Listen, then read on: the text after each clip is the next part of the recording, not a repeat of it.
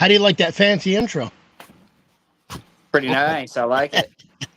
Man, it feels like it's been a minute since you got been.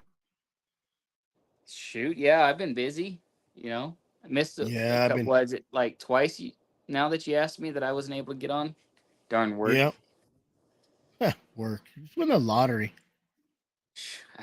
You got to play that. I don't play it.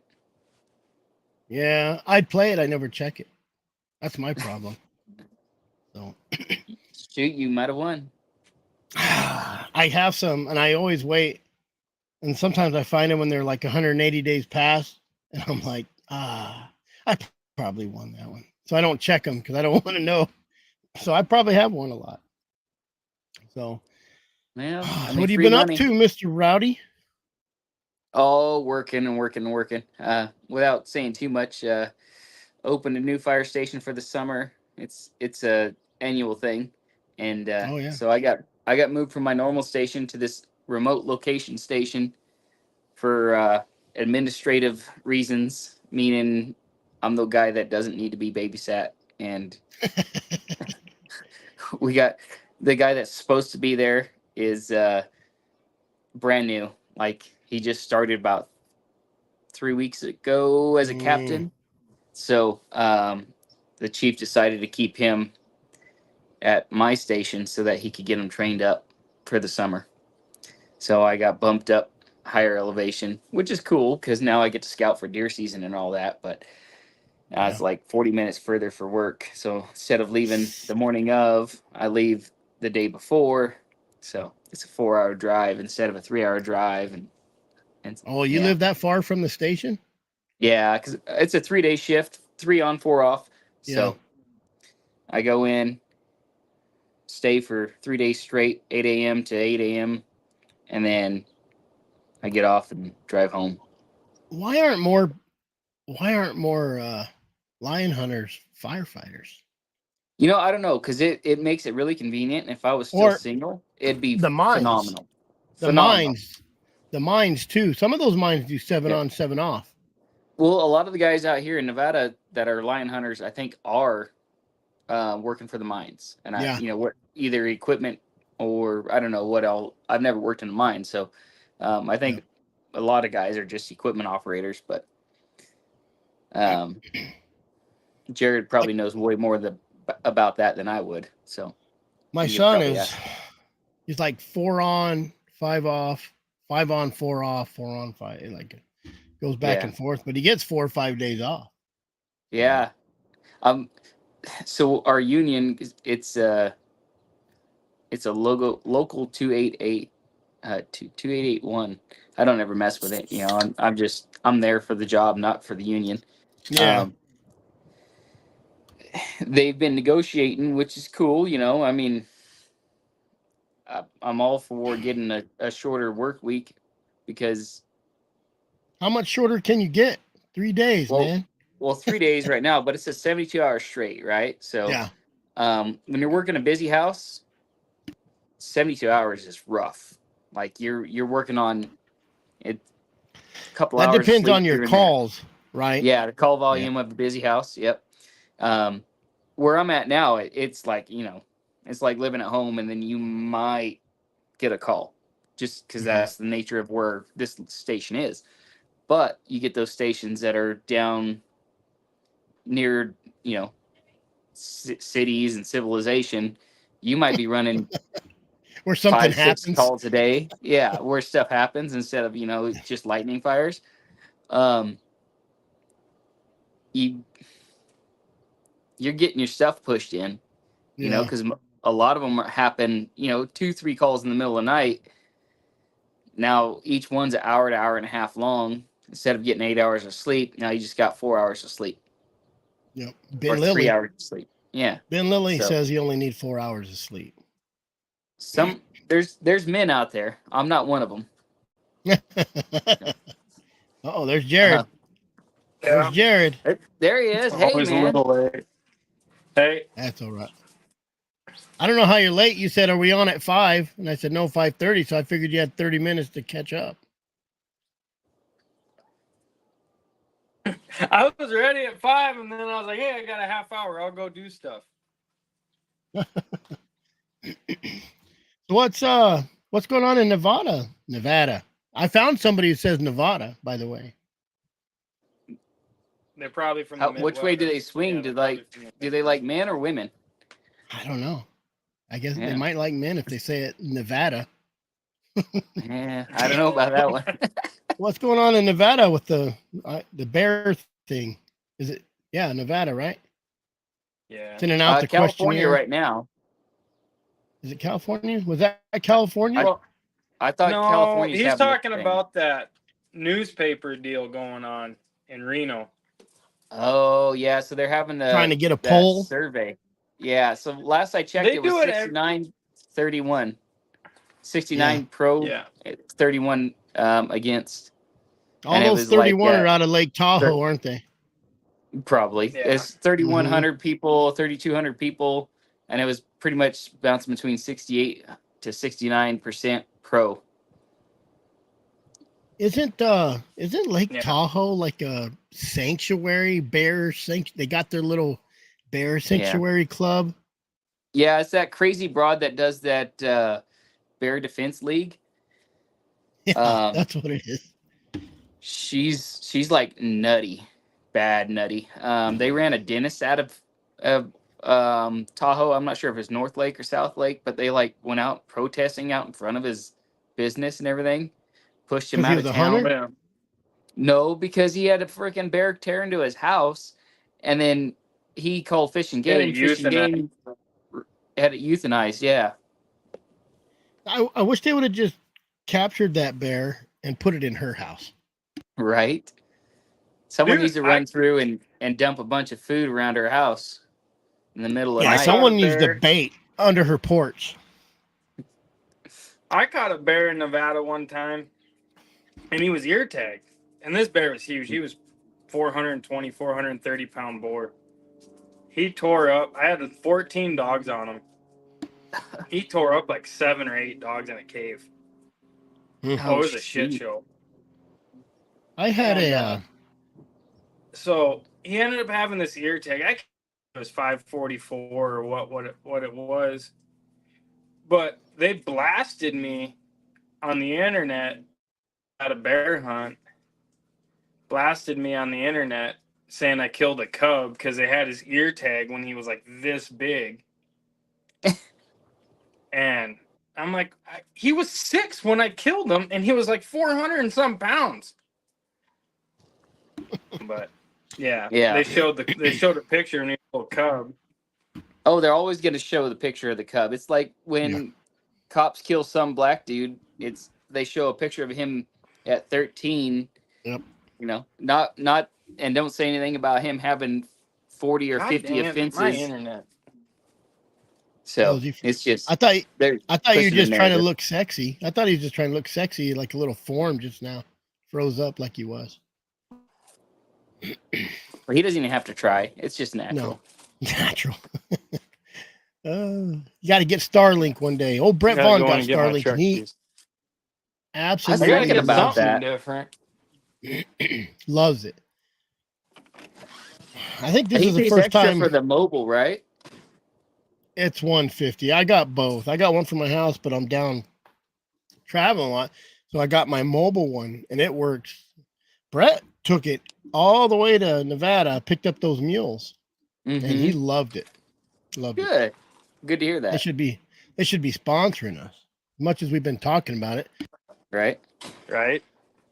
So, but I'm looking, man. I've been looking for property over there in Nevada, but I just found 40 acres in New Mexico. That's like as remote as you can get. I'm talking. There's not a gas station for 50 miles. That's remote. Just Nevada, right? That's romantic and everything, but the logistics suck. Yeah. Like when I lived in Austin. When I lived in Austin, it sucked. I had to drive 2.5 hours to get groceries. Yeah, that's how this place is going to be. It's like you didn't power. go to town often. Yeah, you didn't go to town often, but when you did, it always costed you $1,000. Yeah, you're buying for a month You at a bought time. for the month. Yeah.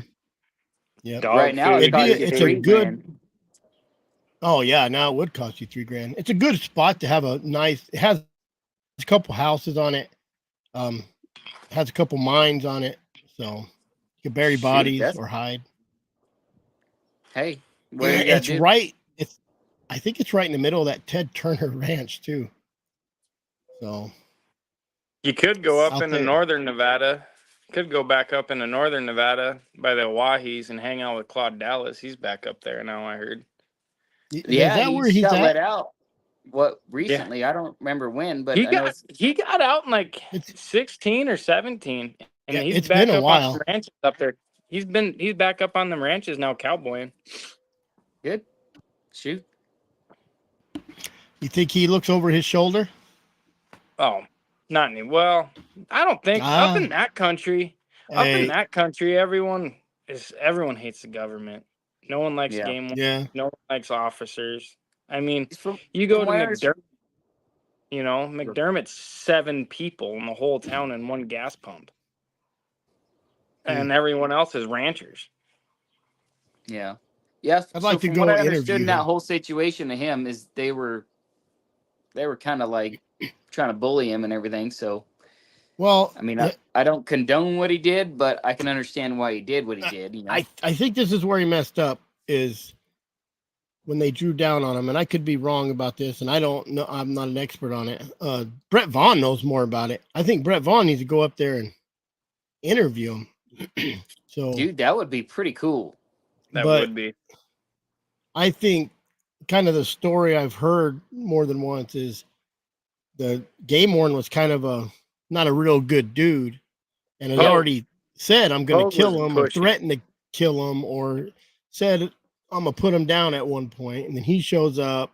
And I'm not saying Claude he wasn't an angel, he was poaching up there, whatever he's doing. Yeah. But when it all went down, it's where he went up and shot him after they were down. I think that got Yeah, him. and that's what really got him prosecuted. They- Is Mhm.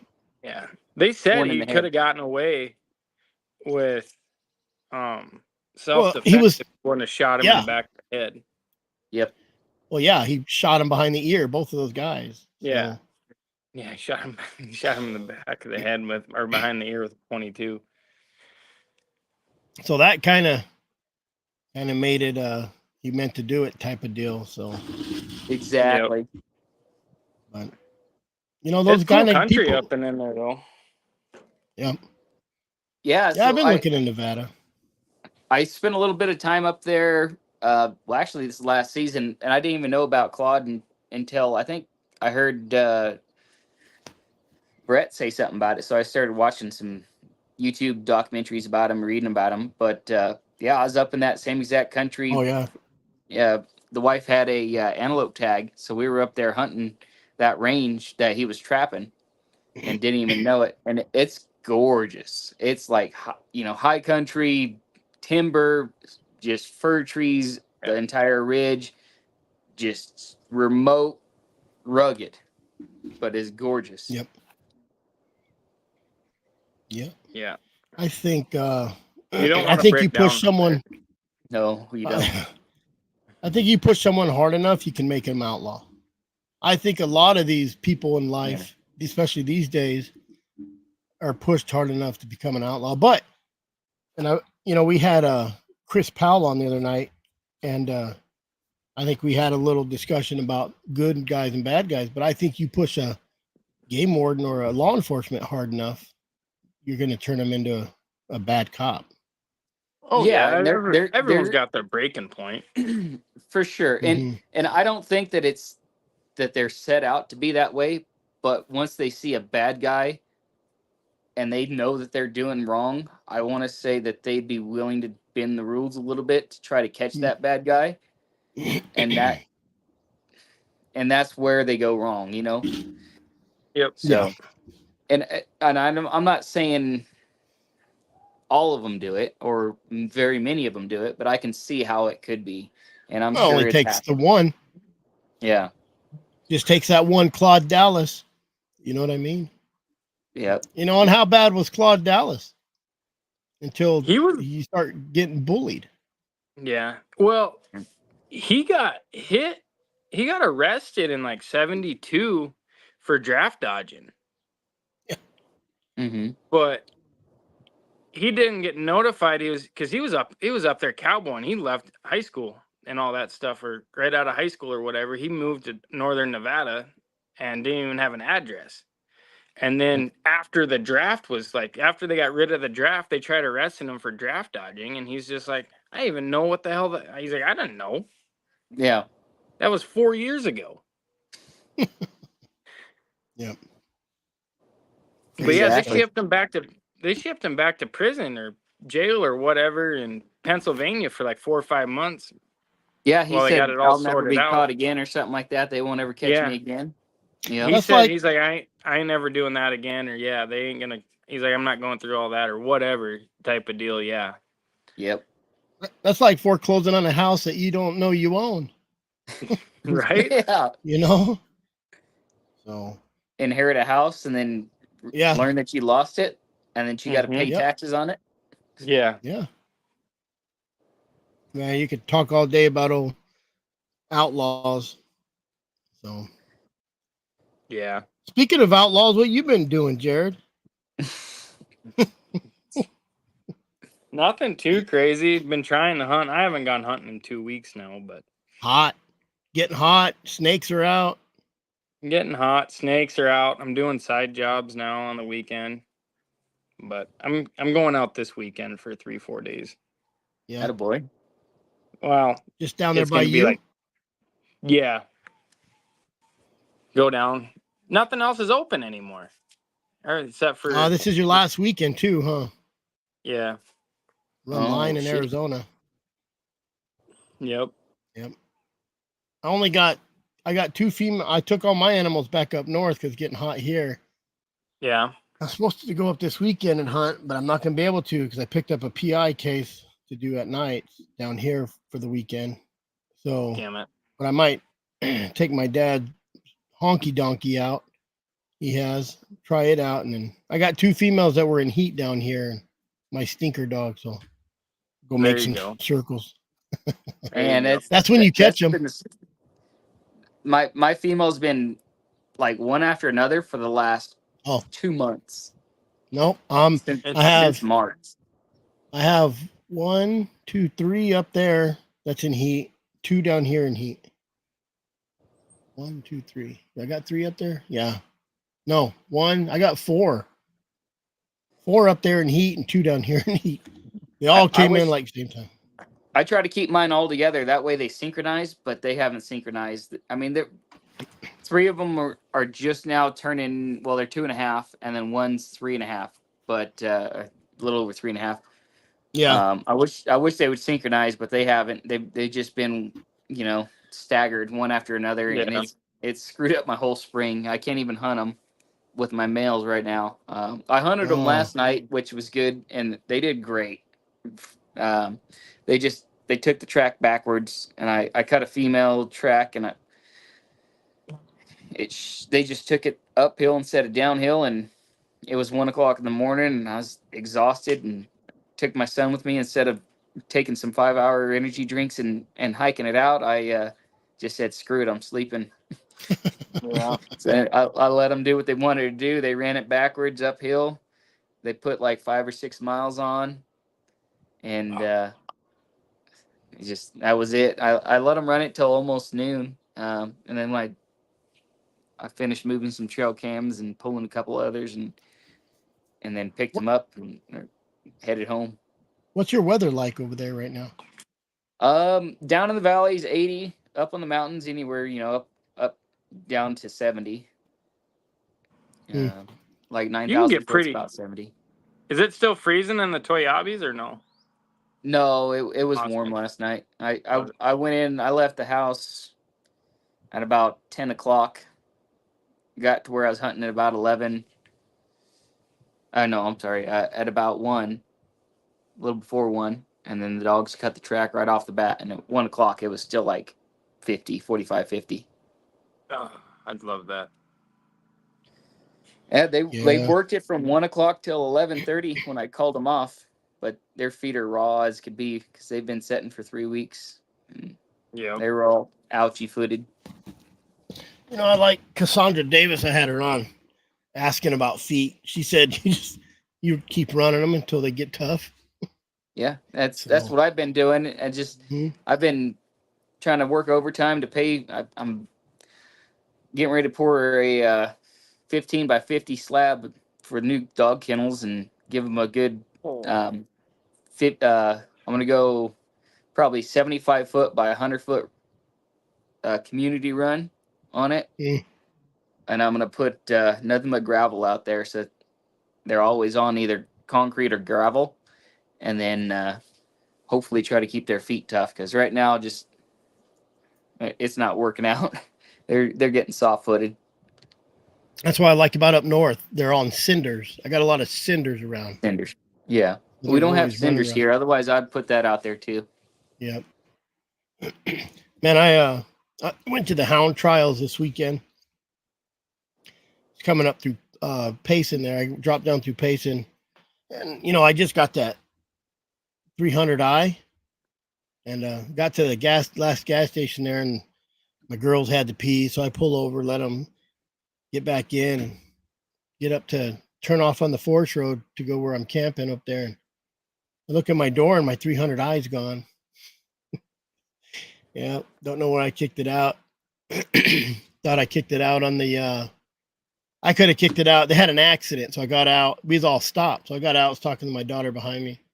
Could have kicked it out there, could have kicked it out anywhere. Called the gas station and was like, hey, didn't find nothing. The lady that runs that the CATHA, the Central Arizona Trailhound Association, stops by my camp, and I'm like, yeah, man, I lost my. If you know anybody who finds one in Pine, Arizona, let me know. She goes, well, I'll have Donnie stop by. He stopped by, and he was coming up later, and he drove into camp. I'm like, damn, he must have not found it. And man, I was bummed out. I was depressed and I'd ready to be go furious. jump. Yeah. I hold my head underwater, whatever. And I didn't hook up my the inReach, so I Yeah. couldn't. You know, I even called some people, and they ran a serial number, and they're like, man, you're screwed. I didn't hook it up to my other 200i. It was hooked up to my phone, so I'd have had to been within 30, 40, 50 feet to get this show.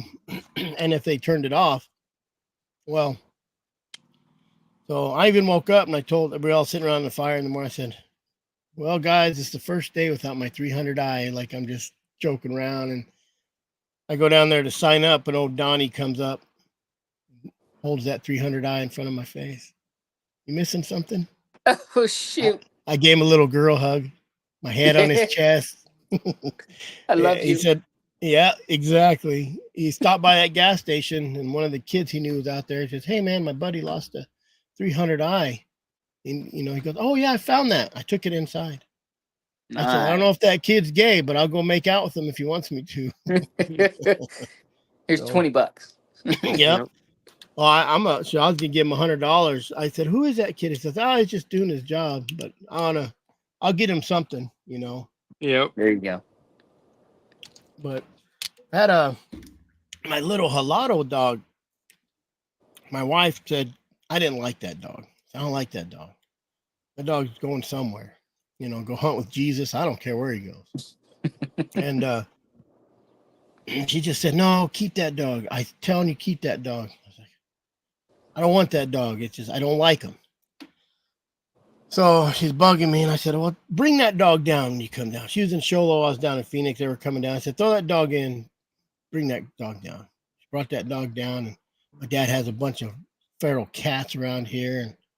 And we trap them all the time and get rid of them. We go take them to out and wherever and dump them so they don't out of our yard. I'm talking the neighbors have hundreds of them. They're all everywhere. They keep having babies. Well, I caught that cat and I said, well, I'm gonna let that dog sniff on that cat. And Stinker, if I catch any cat, Stinker goes over. I know when I catch one because she's trying to tear into the cage, you know. And I go over there, had that little halado. I said, well, I'm gonna see what he does. He didn't want to do nothing. I'm like, I knew it, you know. And I turn around and he decided he was gonna become ferocious, try to eat the cage, you know. And then he seen another cat in the yard, and all day long, Stinker, she'll tree these cats all day long. If you get on my TikTok, you'll see she's got them treed all everywhere, chasing them. Well, that old Halato seen another cat run off, and he was on it. So I'm like, man. So I've kind of had him down here for a couple weeks, and I started liking him, and I took him to the coon trials. He's never been on nothing but just running around here chasing these cats around the yard. Taking him to the coon trials, I put him in the coon drag, and he's never been in nothing. And he don't know what to do. He's like, you know, we let him go. They, you know, they hook up a little drag on a four-wheeler, and they drag it to the tree. They got a live coon up in the tree and let him go. And that damn dog put his nose down. First, he's like, what am I doing? I'm going to get him. You know, get him. My daughter's like, get him, pointing at the ground. And he put his nose down, and he went all the way to the tree. Of course, he came all the way back, and he went all the way back to the tree, and he came all the way back. He wouldn't leave that track, though. He stayed on that track, trailed it to the tree, and no other dogs ran. Everybody came back. He ran by himself. So, you know, I thought, well, these other dogs will run. But first time, you know, first year, first run, everybody's like, them dogs are just scattered and sniffing each other's buttholes. And but he did. He made it to the tree and back. Second run, same thing. He stayed. He kept trying to run it, so we had to run another race just to get him to go into it. But no, he did really good. I was really surprised. So good deal. Now I got to get him on trailing and treeing. So most of my line tree is pretty good. And then I have that Ben dog. First time I put Ben over there, and this dog swam. He did the water race. He won. My son won senior or junior coon drag with him. But my dogs don't want to coon them or treat them coons in a cage. I see a cage up there, and they're like, what is that? You know, when I'm running bear and they see a mistletoe pile up there, they think it's a bear when they're trailing by it. Cause you know, when they're bear hunting, they always look up. When you tell a bear dog, go get it, it looks in the trees. They don't look at the ground like a lion dog, you know? And, but he got first line the first time. So he got in the finals. Second time he made it to the tree. They both made it to the tree, and they're running around taking craps and pissing and smelling each other's butt. You jump on that tree and look up at it, and you can't coax them at that point. You know, you got to let them. You got like a minute. And that old coon started growling a little bit, and he's like, "Man, there's something in that cage, I think." And just after almost time's up, and he got up there and he looked at it. So all he had to do is go. Roar. They're like treed, and then he just went off. Roar, roar. So next month I'm gonna put them in they have a tree bark competition. How many times a minute they bark? This dog on that tree. After I went up there, I'm like, get him. And then that you can coax him on the tree barks. And I said, get him, Ben. That dog. Roar, roar, roar, roar, roar, roar, roar. So yeah, I'll put him in the treeing competition next month. It's kind of fun. My kid won a little award for it, so he's all happy. That's what it's cool. Good for. It's kind of annoying for adults. Even the people who run it, they were like,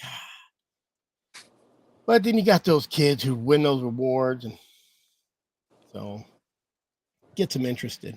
That's what we need. We need a lot of kids interested for sure. Oh yeah, absolutely. Well, let me see here. I was getting a 4-day. Someone's thought I was getting a 4-day weekend to go run some dogs up north, but of course now I have to work. Side work for both of my bosses. Got to make that money. Yeah. Got to make that money. It's my busy season now. I'm taking overtime, and so an overtime shift for me is 24 hours a day, right? So I tie it on to the end or beginning of my shift. So that way it's a full 24. So it's going from a 3-day to a 4-day or 5-day shift. And then I don't have a day off in between. That way it's just not a wasted day. So that sucks. And I don't know how I could handle it. Well, also it's not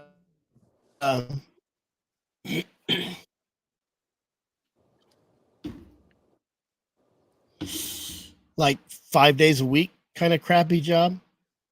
Yeah, Monday to Friday, Uh-oh, 8 you to froze 5. up on I don't us. know if I could do that just because I'm like 16 years now into fire service. So it's basically, I started off with 8 to 5s, and that's how I paid for my schooling. And then, but yeah, Yeah. since I'm, I started at 21. Now I'm 38. So Wow. Yeah. it's Wow. starting my 17th season, or 17th year of fire department. So it's basically all I know. It takes some adjustment to getting Yeah, used that to. 5 days a week, 40 Um, hours crap. yeah, don't get me wrong. I'd love coming home at night. Yeah. That'd be great. Um, but the 3 on 4 off schedule that we got right now, it's really nice because I can come home. I drive 4 hours home, so um, get home like noon, Yeah. and then I've got all afternoon with the family, and then I try to go hunting those middle two days, and then the day before I head to work, or the day that I head to work is the day before I start, because it's a 4 hour drive. Instead of driving it in the morning, I try to drive it the night before, and I just stay at the station. Yeah. Um, but living in town doing 8 to 5, that'd drive me crazy. You'd have to move. You'd have to move closer, wouldn't you? Well, it Or just depends. stay there. As in like a regular 8 to 5 job. Well, I don't know. Yeah. I mean, I do what everybody else Like, does. Is I move to whatever town that I got hired on at. are you talking about them moving you?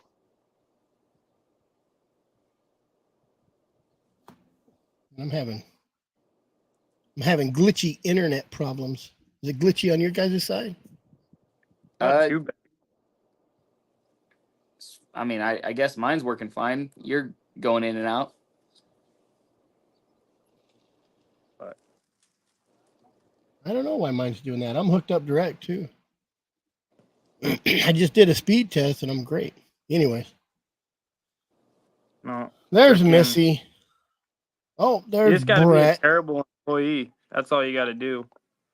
Be a what? Terrible employee. Oh, When I did take too many construction, days off. yeah, when I did construction in Nevada, Not these days. Not these days. They can't find nobody else. Yeah, They'll that's why you keep can be that's why you can be a terrible employee.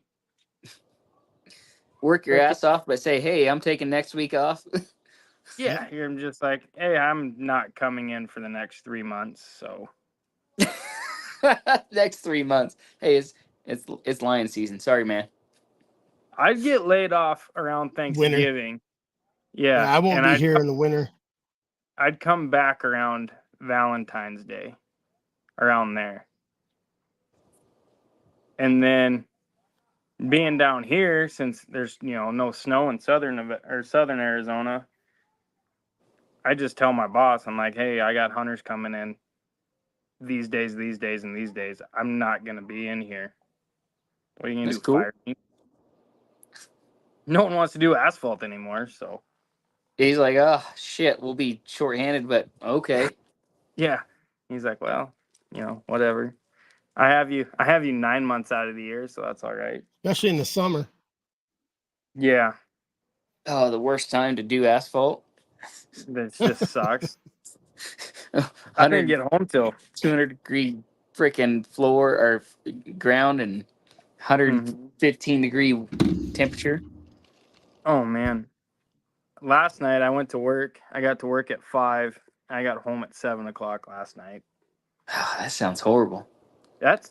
It wasn't bad. The work isn't bad because the paving machine, obviously does most of it. And I'm in a machine and you just got to haul asphalt around the corners and do that type of stuff where the trucks can't make it in. But frickin', it really sucked when I got home because my wife's gone. She's in Nevada doing weddings and family photos and stuff. So got home, fed and watered the dogs at the house.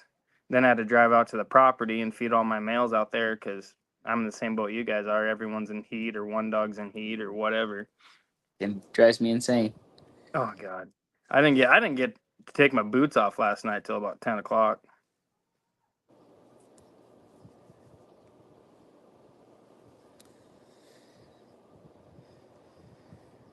Yeah. Brett's calling Elon. Overtime. Yeah. Big money. Yeah. So what, you guys run a 8-hour, 10-hour shift, 4 10s, or what? Right now I'm on 5:11 to 12. Oh, how? You So know, are they paying you today- for a straight today was 8, only- or Huh? are they paying you for an 8-hour day and then everything else is overtime, or what? No, you got to get your 40, and then everything adds up to overtime. Okay. But Listen, you guys are talking too much about work for Brett here. right, Retired guy. He's retired. Just quit, man. Just quit. Sure wish I could. absolutely. 12 more years. That's what I say. Just in Lily. But think I about was working I for was families. close They when know I where was I young. live when I quit. close when I was younger. Yep. And then I got married, and everything went downhill. If I could redo it, Then you I went and think got married. I'd Yeah, figure out how to be then I good with got a a house. computer and work remotely. Because if you can work remotely, you can do whatever the F you want and just Yep. do the time that you need for your job, But do what Brett's doing, get the Elon Musk internet and just travel and hunt out in the middle of mountains and, spend 2 days doing nothing but business and the rest of the time you're hunting. I do that in a heartbeat. A lot better than laying asphalt. Right? Making 100K a year. Just Is that how it running works, Brett? Yeah. Well, I got to a position where I could do that now. It's called getting old. I had two things going here at the same time. I couldn't hear what anybody was saying. And now you're doing. Can you hear me? Yeah. Chris keeps freezing. I don't know about your guys. Mine's glitching out. This isn't even on my don't know. Starlink. This is just on my little internet Until service I after have 6, in the house. Elon Everybody found out gets about on. Chris and he's throttling him.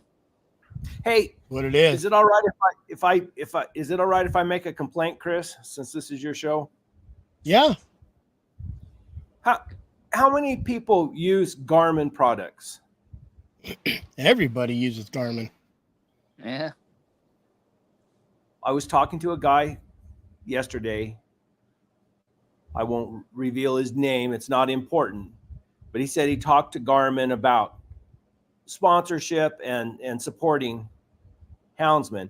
Garmin will not support anything that has to do with hunting lions or bears. What? Why? That's what they said. And look how much money we spend with them. Yeah. I'm thinking about going back to the beep beep collars and looking for dogs for 3 days. I don't blame you on that one. I'd much rather look for dogs for 3 days than support someone, but being retired, that sure helps. Yeah, I got a little more time to look for dogs. No, serious. I mean, I just couldn't believe that when they said that. I just thought they were too big. So they don't want to get into the. Go ahead.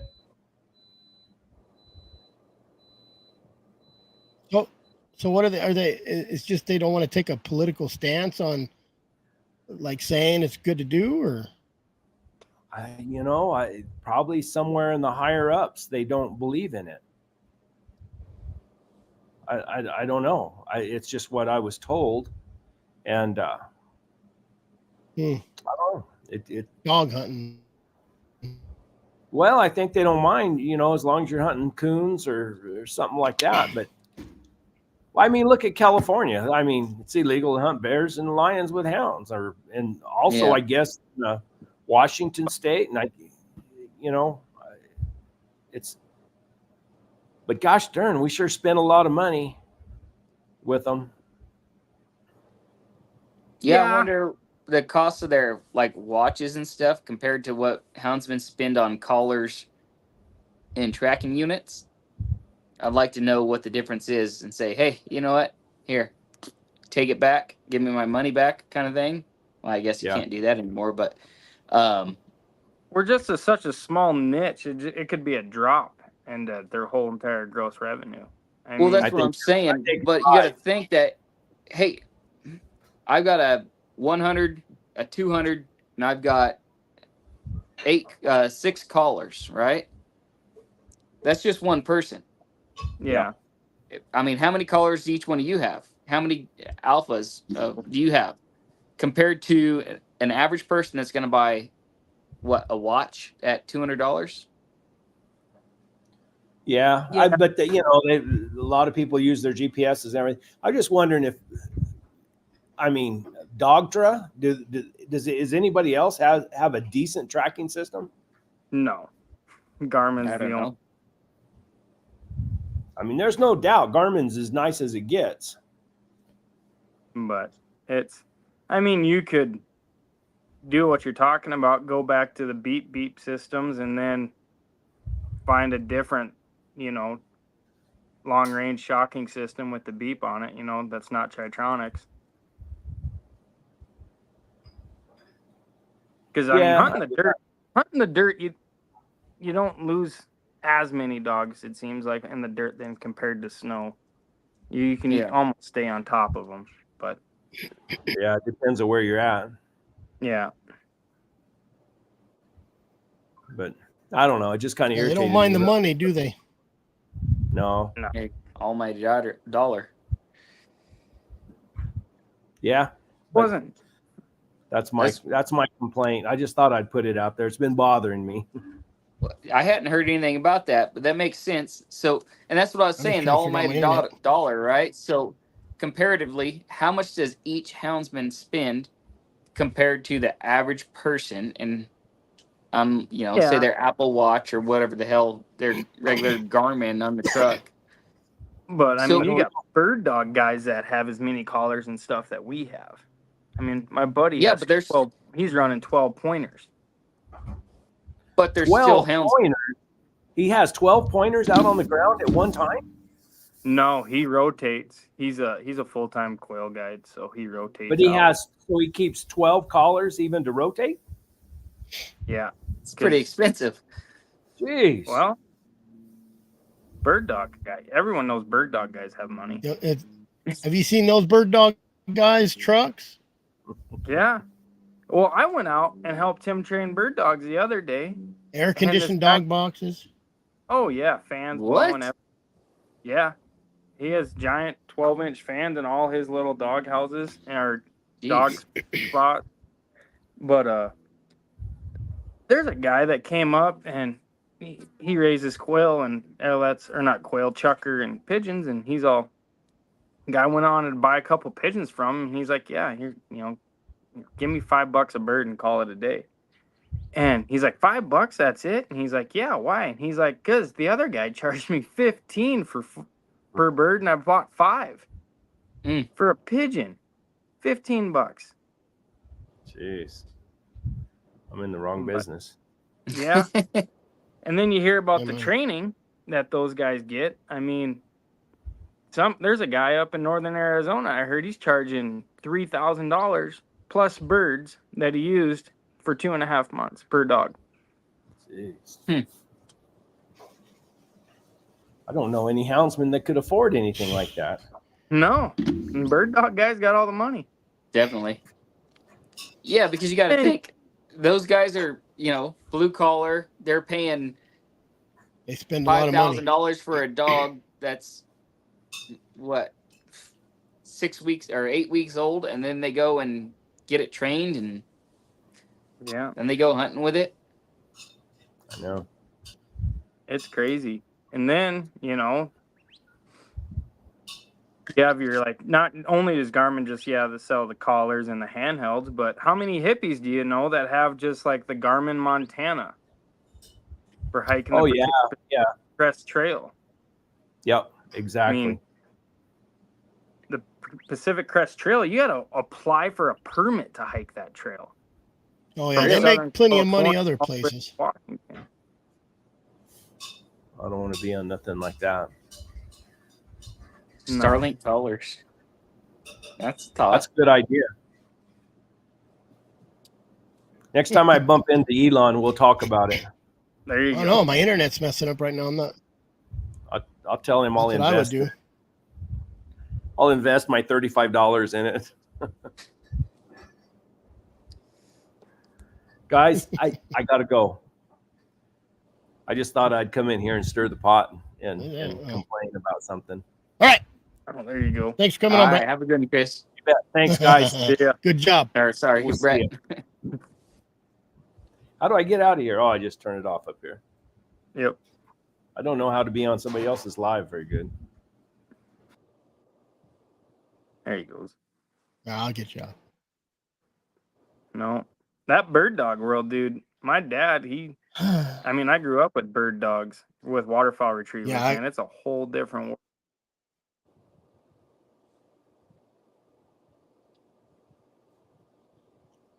Did you guys both freeze? There's money. No, There's big money in that stuff. There he goes. That's stupid.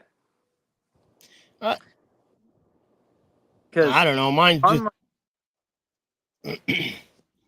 a trial, No, a bird dog. well, look at all those guys down south, Jarrod. Every one of them had a brand new truck. $4,000 aluminum dog box took up the whole bed. Each dog had their own spot. Jeez. Yep. And they only have 1 or 2 dogs. It's not like they have 10. You know? And now Jared's going. Man, I don't know what's going on. This is the worst my internet's been for a long time. Yep. Can you hear him, Rowdy? Yeah, I hear you fine. Am I muted? No, I hear you. Oh. I don't know. Both of you guys are glitching out. That's what happens when you brag about the internet. No, it don't work. Yeah, it's been working real good lately. But sometimes those satellites, it jumps from satellite to satellite. I'm checking everything. It's just not like catching up. Should be. I'm just running off the Verizon I got good network. speed test and connection. I don't know. I'm about to go to it. Shoot. But yeah, them bird dogs, they got a lot of money. Look at all them guys down south, Jarrod. You know what's funny is when I was down there with Jarrod, I bumped into a guy in a pond and he's kind of mad. But I just rode down a big goalie and I didn't know they're sitting down on a pond. I didn't come off no road. There goes Jarrod. I didn't come off no road and he was kind of mad. Then I bumped into him later, figuring I'd have some slashed tires. But he was walking out and I said, "Hey man, I didn't know he was down there." Because that's all right as long as you ain't one of those bird guys. They don't like those bird guys. Forget those guys. Running around shooting. Mm-hmm. They're running around shooting them shotguns everywhere. So. Yeah, just popping shots at anything that moves. Yep. Mm-hmm. What else is going on in the world besides California trying to? Well, Colorado. Got Colorado. Colorado's really pushing back pretty good though. Man, I just bought a. I bought a. Really hoping to that Save the everything Hunt, works Colorado. out for us there. I was wondering how much we've gotten donated now. They haven't said anything about how much they've got. Yeah. They say, "Oh yeah, so and so donated $150,000." I know. If you look at it, right? So he wants 10 million. He says, he figures 5 to 6 or whatever for Colorado, but anything extra would be like a stockpile for the next state, right? Yep. If you had 100,000 people donate $100, that's your $10 million right there. Are we talking about Colorado's lion ban? Yeah. Yeah. So, I mean, that's all it would take is 100,000 people, right? $100 a piece. And there's definitely that many people that hunt Colorado every year that didn't get drawn this year, but could throw $100 at them. So, but say 50,000 people throw $100. There's your $5 million right there. I bought their you get whiskey. Did you? I threw $100 at Save the Hunt, and then I plan later this summer once I get a bunch more overtime, because that's what, when fires are going, that's when I gotta work. So that I figured I'd throw another probably 200 to 300 at them, and pray for the best. I think I bought 3 raffle tickets for that gun. Yeah. I have the worst luck in raffles and all that, so I don't even try anymore. I just like, here's $100. Well,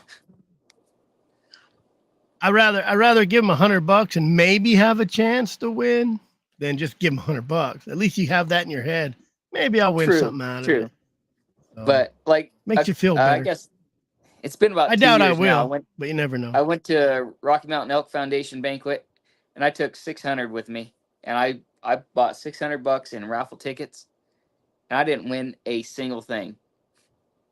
That's my luck. Look at this guy bragging.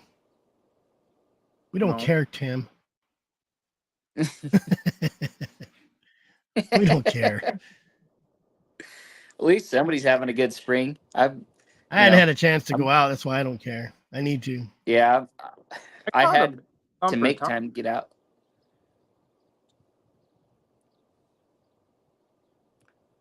I've just caught wind of that. They're trying to reintroduce Washington. grizzlies. This is so stupid. I mean, there's not enough Yeah. open So is ground Oregon. out there, I don't think. So is California. They've been talking about it. They want to introduce grizzlies there's over into Yosemite in California.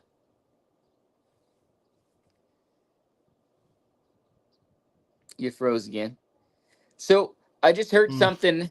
I don't know how true it is. I don't. First time I've heard it, but these people that are introducing wolves, right? They're getting around the whole government, whatever you want to call it, by going to private lands and finding people that are willing to take these wolves and put them on their private land. And then they were able to bypass a lot of the government regulations. Like I said, I don't know how accurate that is. It makes sense to an extent, but I don't know. I bet you it's pretty accurate. I'm sure it's pretty accurate. Yeah, I see Jarrod talking, but I don't hear Like you anything said, if from they're him. talking about it, it's already been done. Yeah, exactly. So like in California, right? So they've had wolves showing up down, like if you were to draw a line through the middle of the state, they've got wolves showing up in the Sierra Nevadas in the middle of the state. And now they're slowly starting to show up north of that. I just heard of a rancher in Tuolumne County that found wolf tracks on his place, which is pretty remote.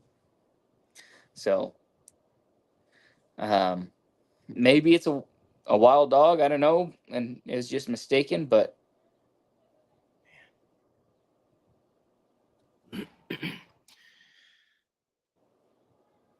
Jarrod talking? Thought he was talking again. Can you hear us, Jarrod? I can see him talking. I don't hear him. I think he hit mute. Can you hear him? We No. can't hear you, Jarrod. We can't hear you. Maybe you hit mute. I think it's his cell phone reception. Oh, Maybe. Let me see. Oh, he lost it. yeah. I think reception's bad. I've never had reception this bad since I first started. It's been doing really good. And then now It's hitting tonight, both of you. it's And both of you are horrible. in the same, same I know. general, I guess, generalish area. Well, and I got Starlink, so I thought you said, are you on your Starlink? Maybe it was yeah. Brett that said he wasn't on it. Yeah. But No, he was just on his phone or his house internet. yeah. Well, they'll keep what- pushing and pushing until they get what they need or what they want. Can you Yeah. hear me? There you are. Okay. Can we hear you now, Finally, Jarrod? I can conversation.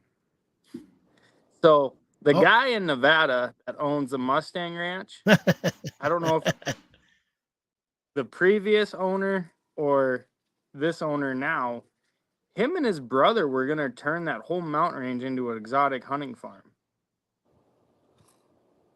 But Endow shut it down because obviously exotics. Okay. And that was gonna be private. Yeah. So I don't know about the legal stuff with the wolves, but yeah. Because they were whole thing high fenced and everything. It makes sense. They're able to bypass, Nobody circumvent knows. a lot of the government regulations by doing it on private land. And all they got to say is, hey, we'll pay you, $10,000 a wolf from these wolf advocacy groups. And then this guy's like, hey, I've got 500 acres. Let's put 10 wolves on there. Now, is that also like Utah? Yeah. Utah, you can still shoot a wolf. I have no clue. Because a guy, because they didn't know they were in this. I don't know if it's still true or not, but a couple years ago, a guy shot a wolf in Utah, and they tried throwing the book at him and getting him with poaching a wolf and all this. And he lawyered up, and they threw the case out because nowhere in the handbook does it say you can't shoot one. Mm-hmm. And he ended up getting away with it. I don't know if that's still a thing or not, but I imagine they realized there's a loophole and fixed it. But fixed it. But yeah, but I don't know, like Nevada, do they have anything that says anything about wolves in theirs? I'm not 100%, but I thought I remember saying, or Endow saying a couple years ago in one of their public meetings that it's illegal to shoot one. Is it? I saw that the pack of wolves that they had in the rubies just turned out to be coyotes. Don't do it. Darn. That's what they came out and said from a biologist. They went up there and took the feces of where the tracks were, and it turned out to be a coyote. Just a coyote with a 4-inch track or something? I don't know. You saw all the posts going on in Nevada about it. Maybe he had elephantiasis in his feet. Yep. Did you hear that they released? Well, probably know, Chris, that they released two Mexican wolves into the Chiricahuas.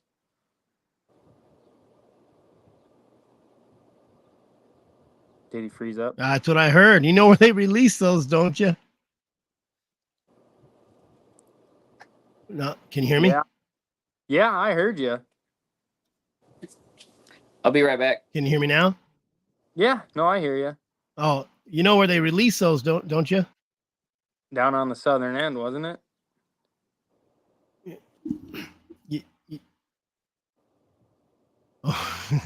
Oh, they're by old Clump's place. Oh, well, there's already rumors flying around. I heard that female, that jaguar. Hope that jaguar don't kill him, just like that jaguar in Colorado. Right. I heard that female that they let out there was pregnant too. What is it? What is it? That female wolf. Oh yeah, in the chair. What I heard too. Yeah. Yeah. Yep. Man, I wish my internet wasn't being stupid. Right. Making me angry. Well, I don't think those wolves are going to last too long. I hope not. I think that There's already enough animals down here trying to kill all the calves. if we're lucky. Right? I mean, shit. Over in the Hachukas, I heard there was a bear killing calves over there. I don't know why they.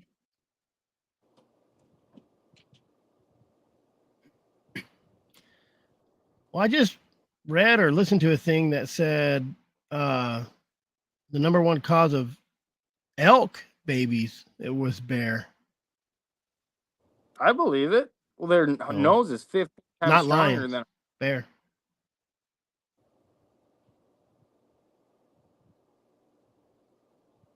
their noses Yep. are 15 times stronger than a hound. So it Maybe wouldn't the be hard. rattlesnakes will bite them.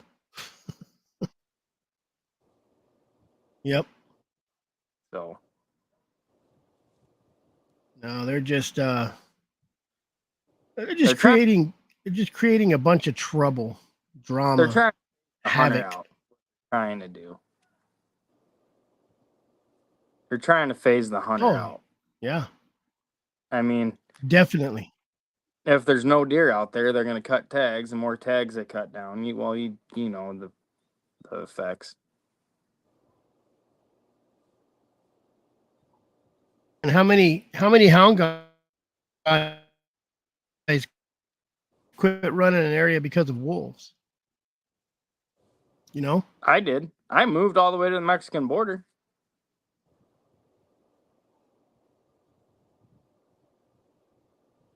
I started lion hunting when I lived in Montana. Yeah. You there? Yeah. I remember I cut Yeah. this lion Yeah, I'm track. here.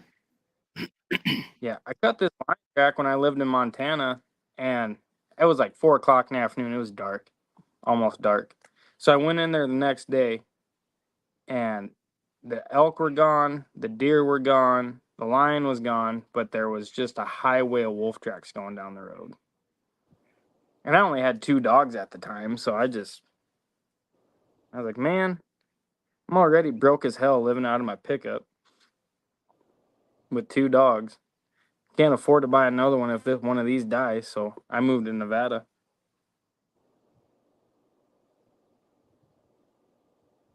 Yeah. Yeah.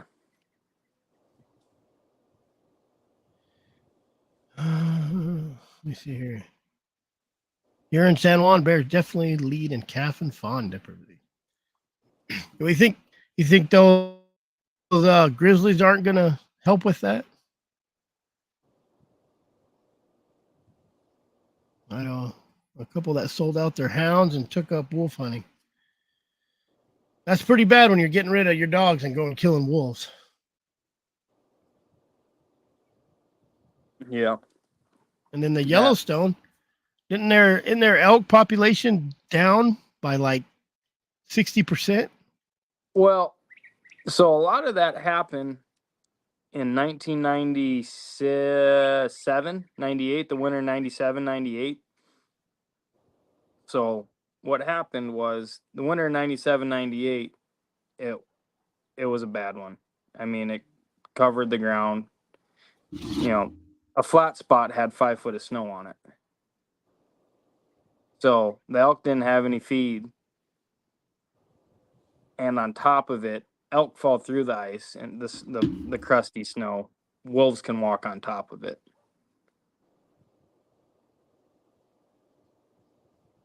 Yeah. And that was when everything started going down like a domino effect, because that was a super hard winter, lots of winter kill like what we had 2 years ago up north. And it was a really hard winter on them, and then they just compounded wolves on top of it and decimated them. I mean, I think they found in one valley or one cow pasture, they found like 40 dead elk that the wolves killed. Because they're, for one, they're so malnourished from being weak, and then on top of that, they can't run and hide.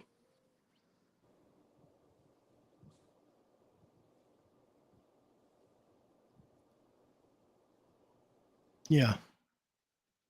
So My internet. I might have to log out and get back in. My internet's being horrible. I had to do that because my I knew I wife shouldn't shut have off. talked good about it. 95. I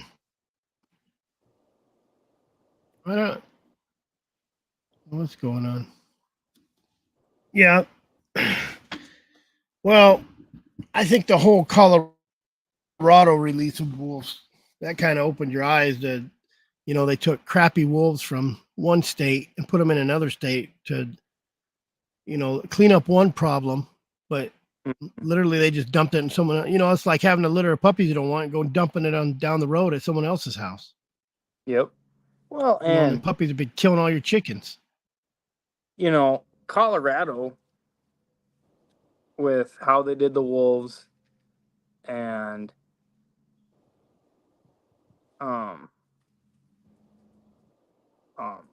they're trying to do with the mountain lions. That No Nevada bear hunt group's trying to do the same thing in Nevada now with that freaking newspaper.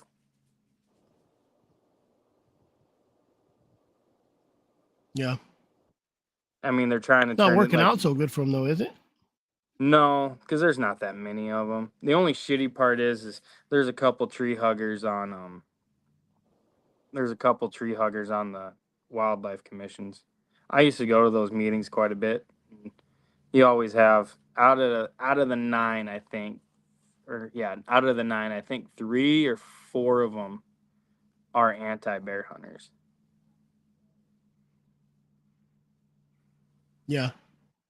Yeah, and it's like one of the commissioners, like she almost broke down in tears. Oh, did the boohoo. Yeah,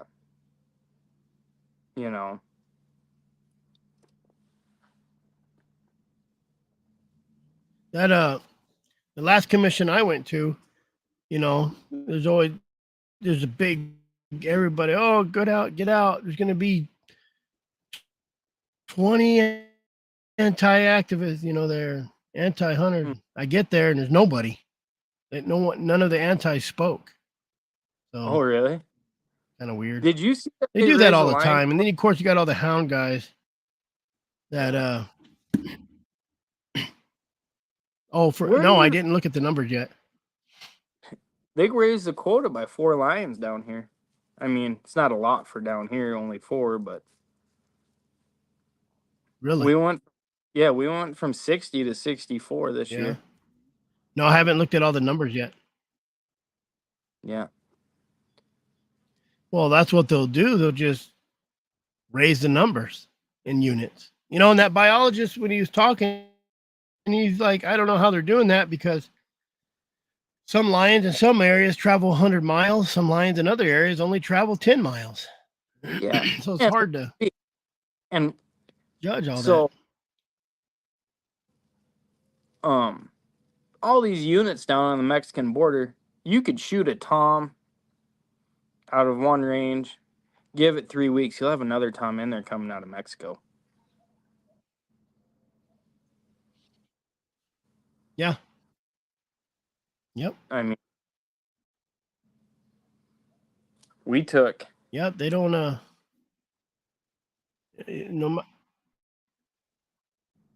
No. What is it? Oh, just where you and Glitch me out. went. Sometimes it glitches on my part, and I don't know if you're talking or not. Oh.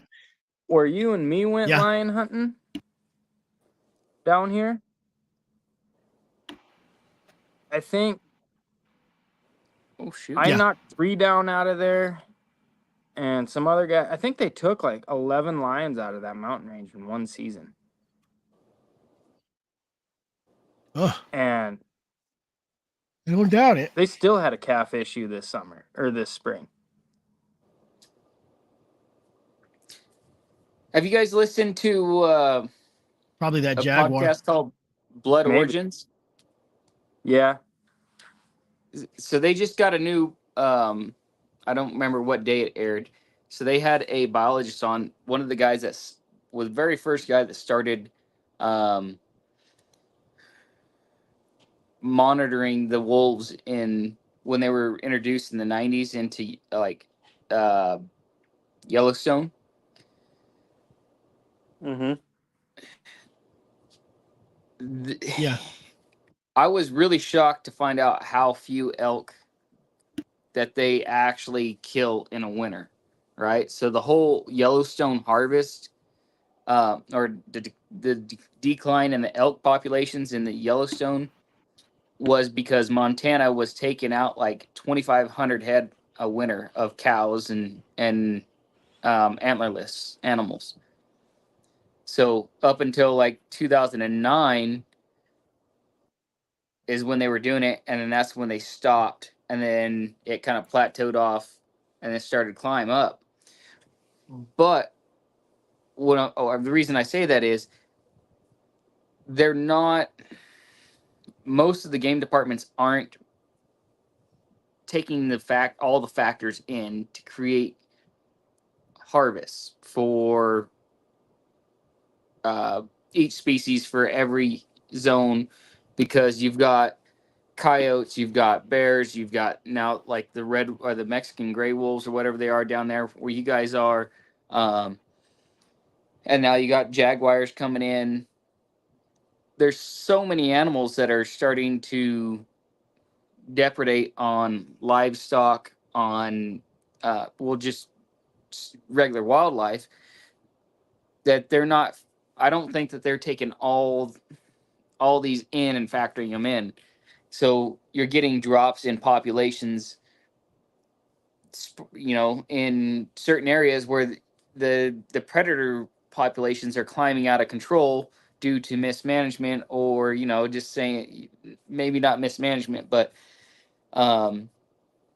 maybe the biologist in that area isn't quite paying attention and getting a accurate enough survey of what the actual population numbers are on each animal, and then they're taking and making estimates on the populations based off of their bad data. So then when we're out there in real life seeing it, and then we're seeing less game animals and more predators, or vice versa, less predators and more game animals.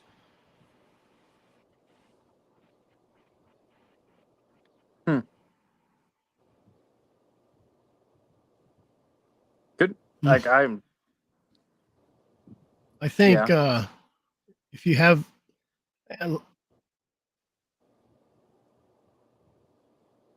what is it? Go ahead.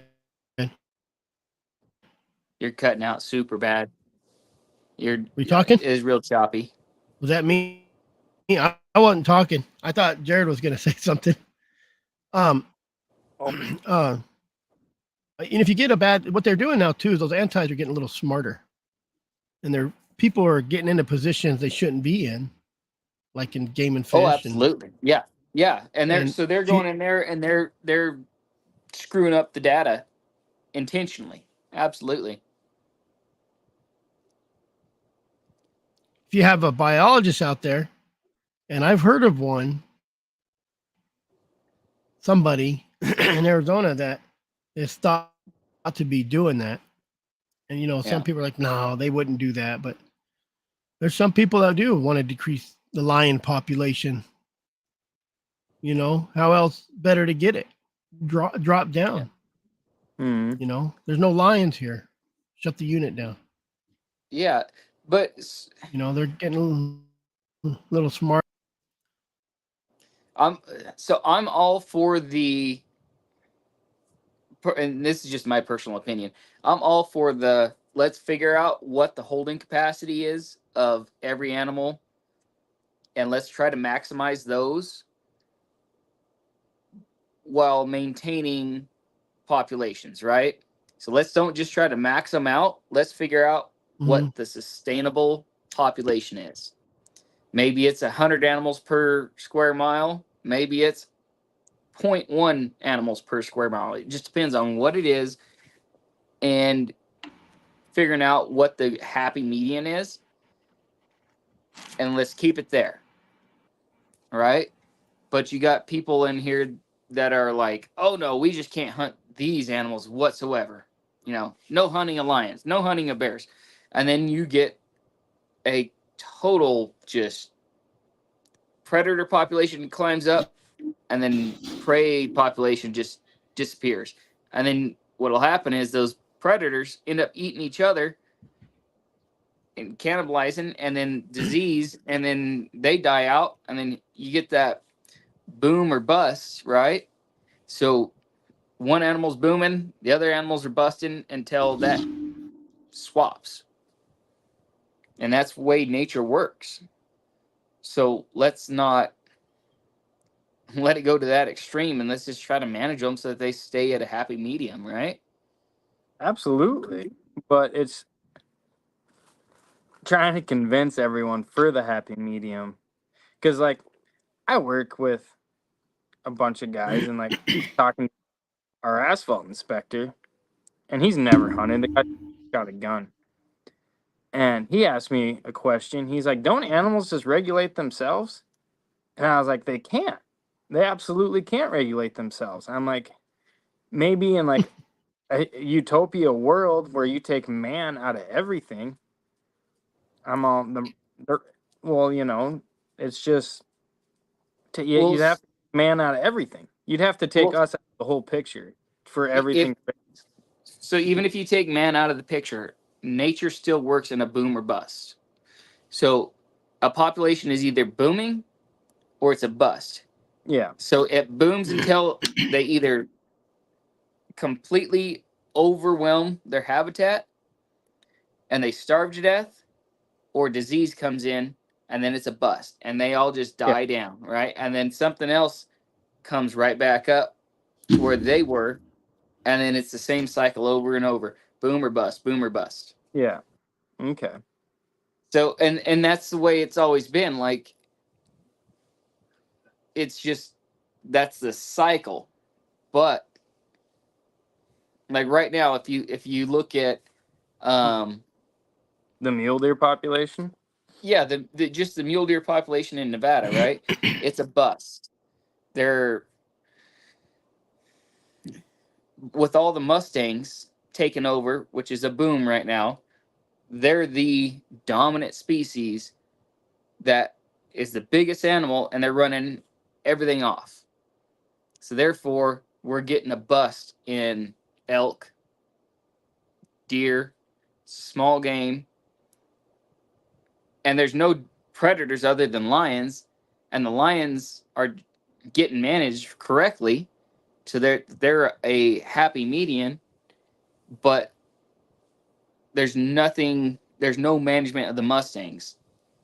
Well, I take that back. There has been very little management up until about 3 or 4 years ago, whatever it was, when they maxed out, or maybe 5 years ago, where they maxed out at like 93 or 95,000 animals in Nevada.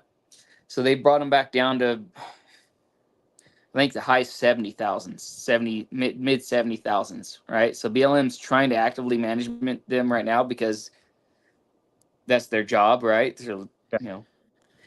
Are you talking about just Mustangs? Is 70,000? So the Mustangs and the burros, yeah. So there was like, of them combined, it was like mid 90,000s, 95,000 or something like that. There's more wild horses and Mustangs than mule deer in Nevada. That's absolutely ridiculous. And for any of these anti-killing of culling or whatever of horses, pukes people who don't have no clue whatsoever that the more you have it's just like ticks on a dog. 1 or 2 ticks ain't going to hurt a dog. When you got hundreds of ticks, it's going to suck them dry. And these idiots who have no clue of what when we used to have the kill pens, I guess you'd want to call them, the glue factories, the dog food. So it's actually, ridiculous. That's been brought back. Obama brought back that you can now kill horses.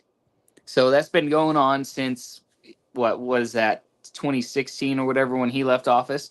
But the problem is Mustangs are still protected. Mustangs and burros are still protected by the Wild Horse Act. So in order for one of those to go to a glue factory. They have to Slaughterhouse. be, yeah, a slaughterhouse, whatever. They have to be adopted, and you have to keep them for, I want to say, a full year. And after that point, the cost, or their cost is outweighed what you will Yeah. get for them, right? Now, can't the Indians round them up and haul them to Canada? No. So, well, I don't know if about- they can do that. I I don't know know the about that. Navajos were gonna open up a permitted where you can go out and, I guess, catch them, kill them, whatever you want to do. I was all for it. I was absolutely all for Yeah, it. I'd have I fed mean- my dogs for a long time. They're, You they're figure just if a you- hornless elk. How much do you how much are they buying those horses for? Even if they give you those horses, They and just you had sold. to, it's still $750 just in hay, minimum. That's feeding them one bell a week at $14 a bell, and a lot of places hay ain't that cheap. They just You know, that's- sold a Mustang for 42 grand, and it ain't even broke. It's just a paint. Wait, what? You know, at BLM Mustang auction, Yeah. they just sold a blue-eyed paint for like 42 grand, and the thing ain't even broke. Holy cow, that's ridiculous. Yeah. That's an idiot. Yeah. That's just as stupid as someone paying $250,000 for a governor tag or 750, whatever outrageous amount. Right. Maybe it's because I don't have a god awful amount of money that I would just go blow on stuff. Yeah, But I'm with you. you know, what does he say? $125. Even if you Yeah, pay $100, you're still $1,000, and if for 2 years. Yeah, so I think what Clabber Roach right there is saying is that's probably like the minimum, right? So they The started at adoption fee. 125. Yeah. Mhm. And then but so the BLM, like in this last 2023 up to, I don't know how the BLM looks at their cycle, is it's like January 1st to December 31st kind of thing. Mhm. But basically annually they're taking 6,000 to 9,000 Mustangs out of BLM a year within this last 2023 cycle, being the highest at around 9,000 they've done ever. So they were able to drop it, significantly this year, but they're still handcuffed because it costs something like $27,000 per animal for them to keep them. So 9,000 times 27,000 is what their budget is going to be without adopting any of those out. That's to feed. Are they trying to feed them? Yeah, so that's what they factor They're- out is they're wild. $27,000 per animal per year. They're wild horses. Yeah. They want them to live free and go. I think we should take tens of thousands of them, drop them in California with all them tens of thousands of bears. Did you see that? The numbers of California It's bears? 85,000 bears now. It's unbelievable. And I don't doubt it. If you look in those mountains on the north, anything north of water everywhere. And Yeah. there's berries, everything. Let's drop them Absolutely. over there. I go to California weekly. I know I see bears. Well, I haven't seen much in the last winter, because they're all hibernating, but I've already seen 3 in the last 4 weeks, 3 weeks, something like that. One was a sow with a cub, and the other one was just a bear on the side of the road. Oh, my cousin lives in Walker, California, and he drives over. There's a military base over there, and all the time sends me pictures of bears all the time. Maintain the horses, auction, adoption. Yeah. Listen, I'll just say it now. We should be able to kill horses and either eat them or feed them to your absolutely. dogs.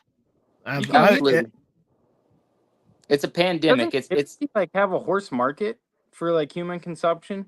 no, not no not in more. the U.S. U.S. is basically one of the No, only US. countries that doesn't. Italy. Oh no, there's other countries that do. Yeah. Basically, I thought- all of Europe. I thought the I don't horse know market huge. Yeah, I haven't. As far as I know, it's like basically every country in Europe that consumes Well, horse. Here's the funny thing is every country besides the United States consumes horse, and every country bans 40 or 50% of what we eat in their country. What does that tell you? I don't know. Tells you that these Americans these days are just, you know, who kind of became my big hero, and that's Sylvester Stallone. He's hardcore against everybody. He's not really, you know, he'll tell you Trump is he's not right or left. He's leaving California because it's so bad, you know, and he pretty much said it in a nutshell. He says, in the old days, all these actors now pretty much are little bitches. In all the old days, you know, you had Arnold Schwarzenegger, Commando. I know you guys know these movies, Predator, Commando. Commando is probably one of the worst action movies you could ever see in your life, but you watched it over and over. You shut your dirty mouth. You know what I mean? That's one of my favorite movies growing up. That's what I'm saying. I watched Jean-Claude Van Damme. I watched Steven Seagal. You know, I know all those kickboxer movies, and you know, and he's right. A lot of these actors these days are wearing dresses and skirts, you know, and everybody's scared to call them little bitches. But that's what I tell my boys. I tell you, you could get any woman you want in your life as pretty as you want just by being a man. Just by doing what you're doing now at 10 years old. They're unloading hay at 10 years old, and there's 20-year-olds that you give them a hay hook and they would probably need a safe place. You know, I got we have BB gun wars at my house, you know. So, I remember that was me as a kid. We, you know, neck up is out of bounds, but you can shoot anybody anywhere. Tim, right? Hounding around is Tim. Yeah. So I'm about 2-ish hours, a little over 2 hours and 15 minutes from Truckee, my house here. Oh yeah, he did post that. Brandon from Texas. And Benny's right. That used to be where everybody sent their nasty. No, you'd have a truck and trailer that came around. They'd haul them to Phoenix. All those horses that were on the reservation down here, I'd buy. Yep. I could buy them horses $20-25 from these guys. Take them to the auction, and I know who bought. The guy's name was Johnson. I know who was the slaughter guy, and I would sell them horses for $600 to $800 and buy them for $50. Dirty res horses, big-headed, donkey-looking. Don't even do justice for a Mustang, you know. Yeah. If the natives were smart, they'd go dump them a big old quarter horse or big old paint out there and make some color, because color sells. Right now, roan. It does. Go dump a big old roan out there. Everybody likes a roan. I've seen dirty roans that won't even look at you in the eye without trying to kill you. Go for $2,500, and a beautiful paint go for $12. I'm just like, and that it was road. At the Corpus Christi Greyhound track, all the kennels fed horse meat. Man, if I could go to the auction and buy a horse for under $100 these days, I would do it. But you seen that cow market? You seen that cattle market? I haven't paid attention to the cattle market in years. I told the guy, I said, no, man, that stuff's up like $4. And no, I looked at it, it's like $2.80. And he calls me next week, sends me a text. He says, man, you weren't shitting. That stuff's up $4 a pound. And now you know why hamburgers $8 a pound. Yeah, but here's the thing. If we take our fat little butts over to the auction and we buy a cow at $4 a pound, we're saving $15 a pound over buying it at the market. No, you just have to have, you know, a couple freezers to be able to fill it up and keep it. Or not be lazy and just take it home and grind it all up, or learn how to. You got YouTube. It will tell you how to cut it. What I did is this last summer, I got an old used True fridge. It's a commercial 2-door fridge. You know, it sucker's like 8 foot wide and 8 foot tall. And I built a little rack inside. Oh, yeah. I think I was for all my gear. and everything. So what I do is I just got freaking meat hooks and I just hang it on the rack. Yep. And I aged a deer and an antelope this last winter for 10 and 12 days each. It was just a free fridge that was being thrown away. Hmm. Because it wouldn't stay cold because they wouldn't stay to 34, 36? 33 degrees Is that what it is? because of the dang stripping and the condenser in the back was clogged. So you just cleaned it out a little bit, now it works? Yeah. Let me tell you, So- my son worked at Torion Golf Club, and he was a dumpster diving son of a gun.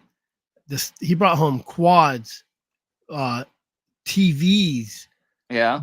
barbecue. They'd just move out, or it got dirty, honestly, and they would just throw stuff. It was Yeah. 3 elk hides. The guy threw elk hides away. I'm Jeez. just like, what? Yeah. Hey, if you seen my yard, sometimes my kids, my old lady are like, man, I'm so embarrassed of this yard. But you know how many people come into my yard and like, How much you want for that? yeah, what are you gonna do with that? Yeah. What are you gonna? It's so cool here, And I go to these people's thrift yards and junk places, the antique places. I'm like, I got one of those. I got one of those. I got one of those. All Yeah, that people scrapped. So the property next door to me that I was getting ready to offer, 10,000-15,000 for, just got the county took it back on taxes. So I'm getting ready to go try to buy it from the county for whatever the taxes owed it will be.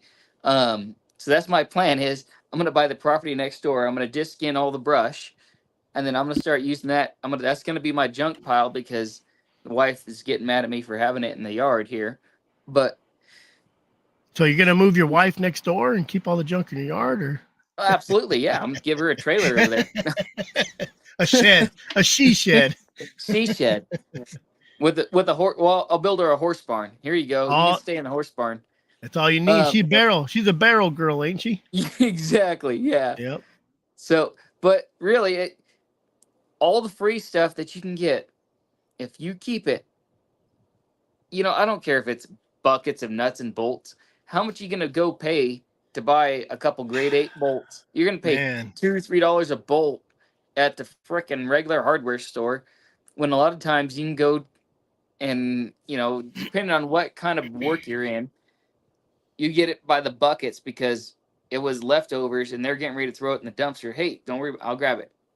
Yep. Throw it in the truck, bring it home.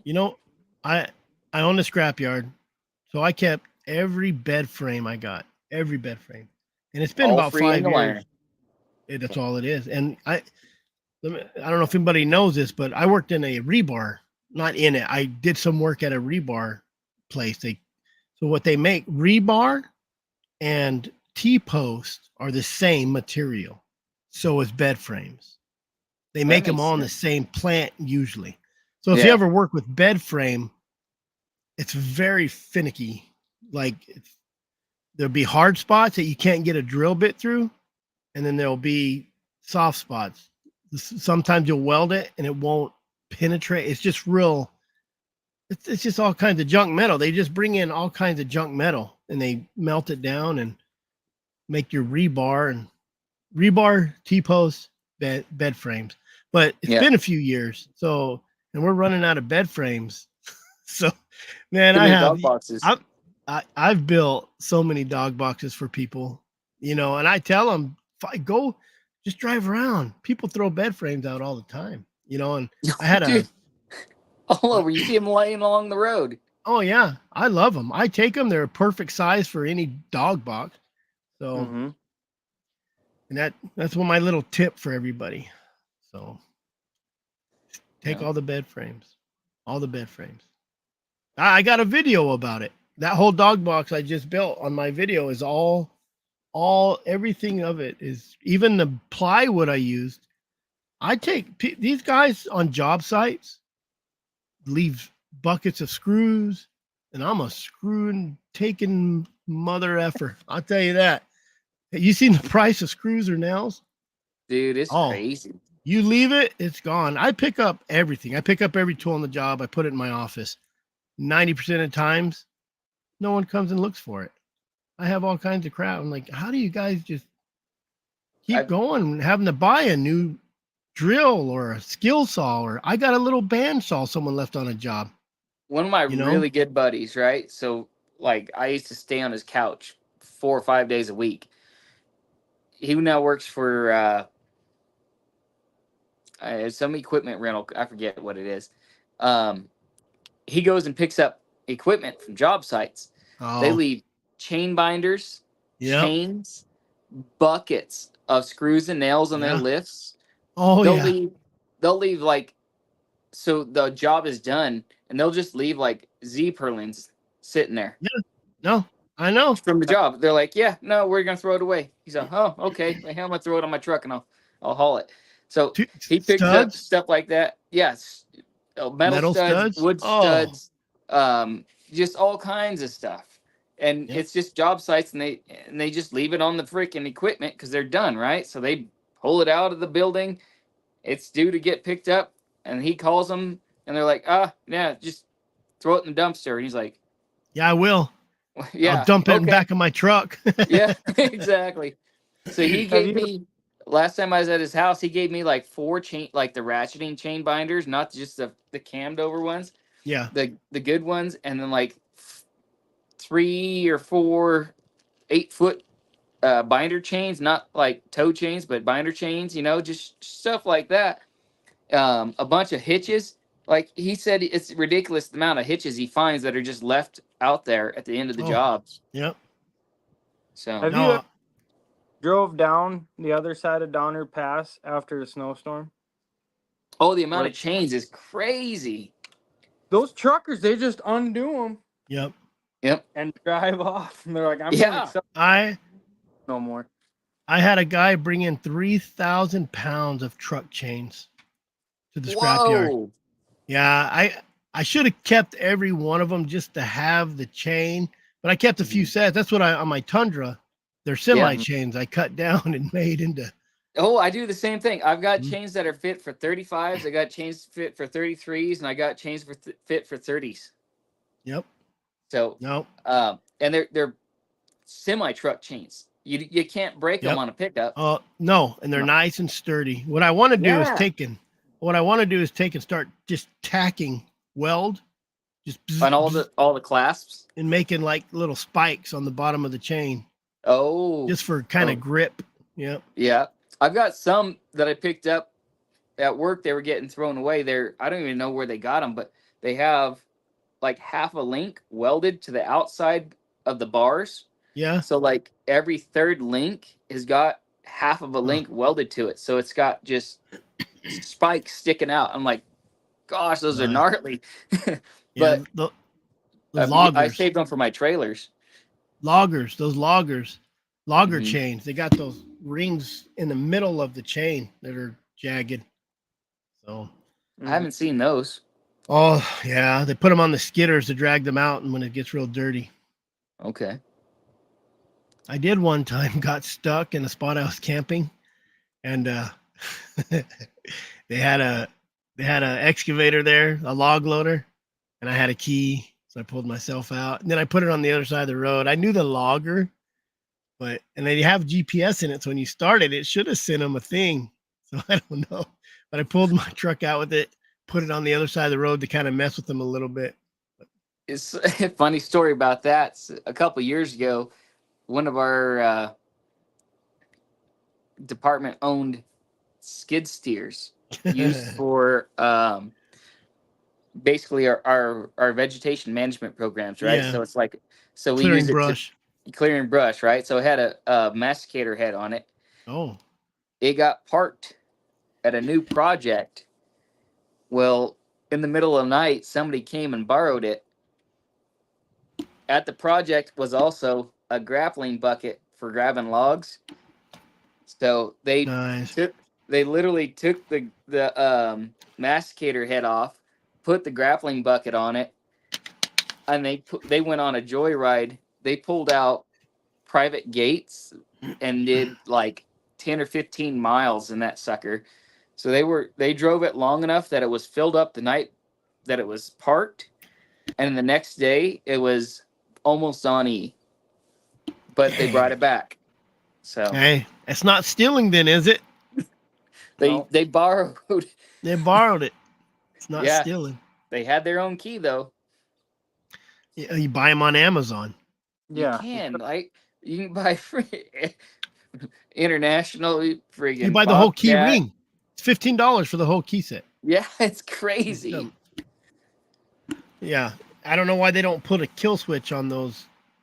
Some you of know, them they the- have. So Yep. so now there's two keys. There's one for the body and one for the ignition, and Yep.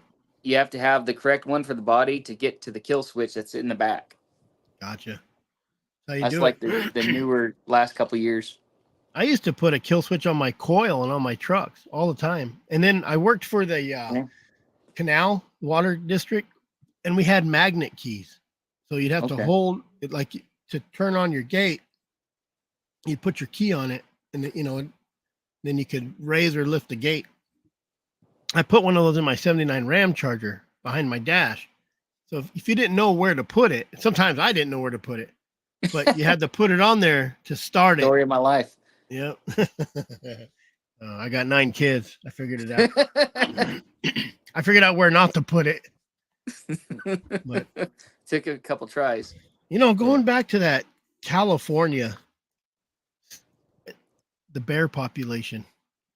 And when they got rid of dogs, they were killing 1,800 bears a year, 17. Now they're only killing 1,100, 1,200. Yeah, so they bumped it up to 2,500 allowed.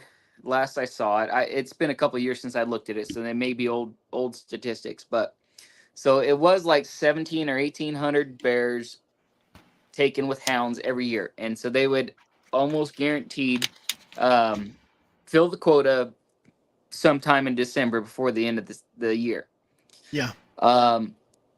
After that, they went to 1,700, or after they banned hound hunting, they went to 2,500, and they haven't broken like 1,000 or 1,100 since then. Weren't they barely breaking it with dogs?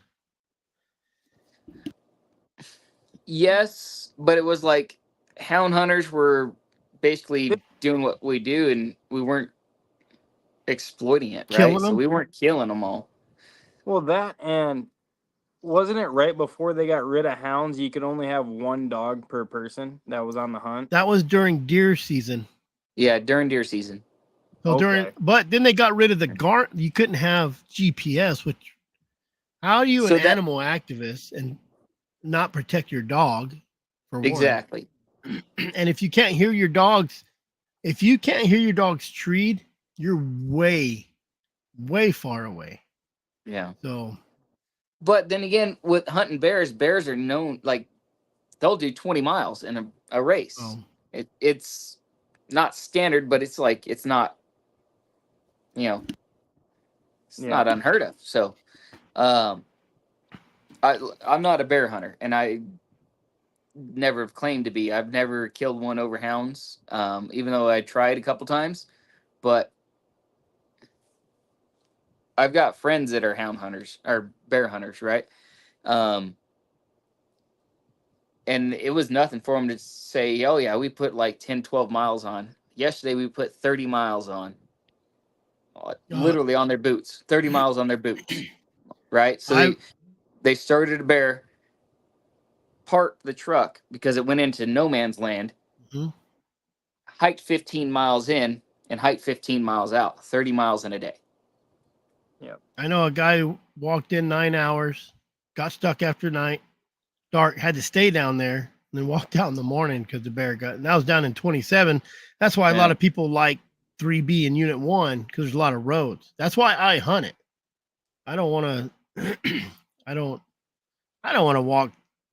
I want the easy bear. And there's enough bears you can get the easy bear. A lion's different to me, but I try not to hunt bears, but gosh dang it.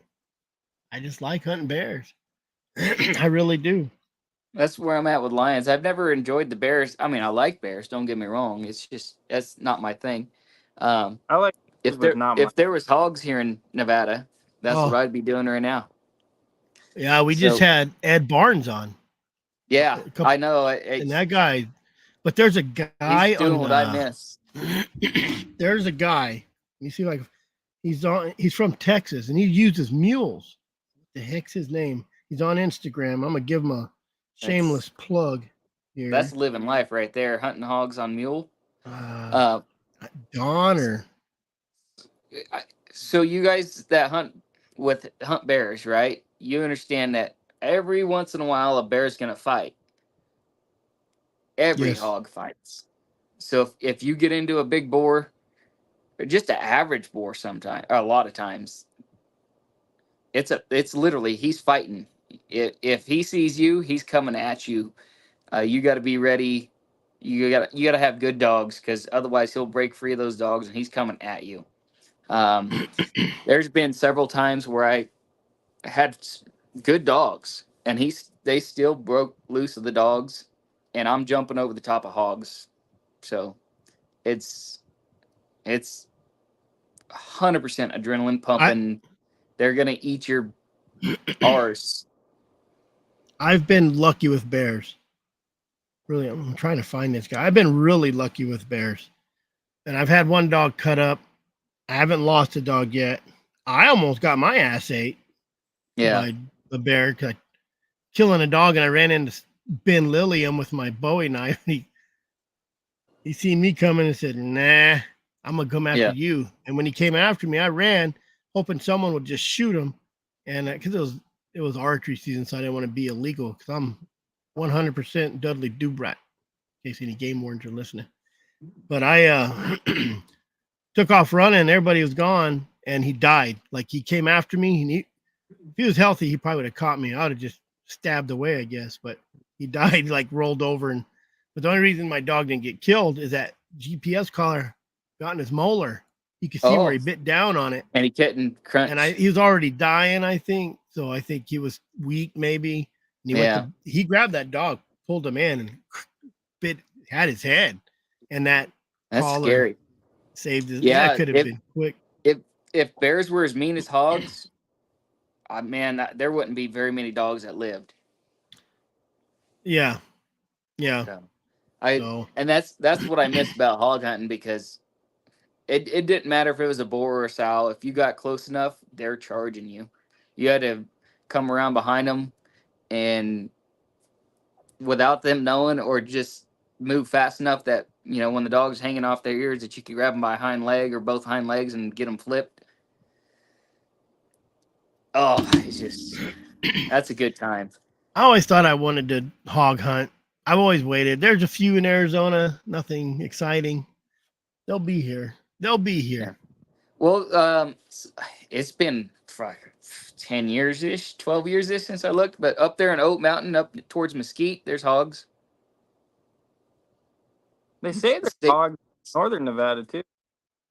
So there was, but then again, I also read that Endow went up with helicopters and killed them all. They got like 27 hogs out.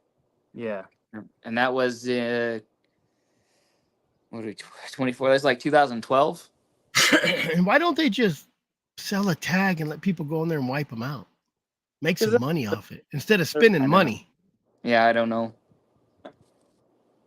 That's why Kansas doesn't do any of that hog stuff. You can just kill them, so that way there's no market on it. There's no money involved. Because once money gets involved, people will start buying them. Look at Texas. No one cared. They wanted them gone. Come down, kill as much you want. And then they said, "Oh shit, we can charge people to hog hunt." And then it got crazy. And then they wanted that little bit of a population. Yeah, so they that's could where keep California's at. Mm-hmm. Yeah. I'm trying to find that guy. I don't remember his name. You can go lay He's down. a hog hunter. What's that? Go lay down. I'm talking to my dog. Go lay down.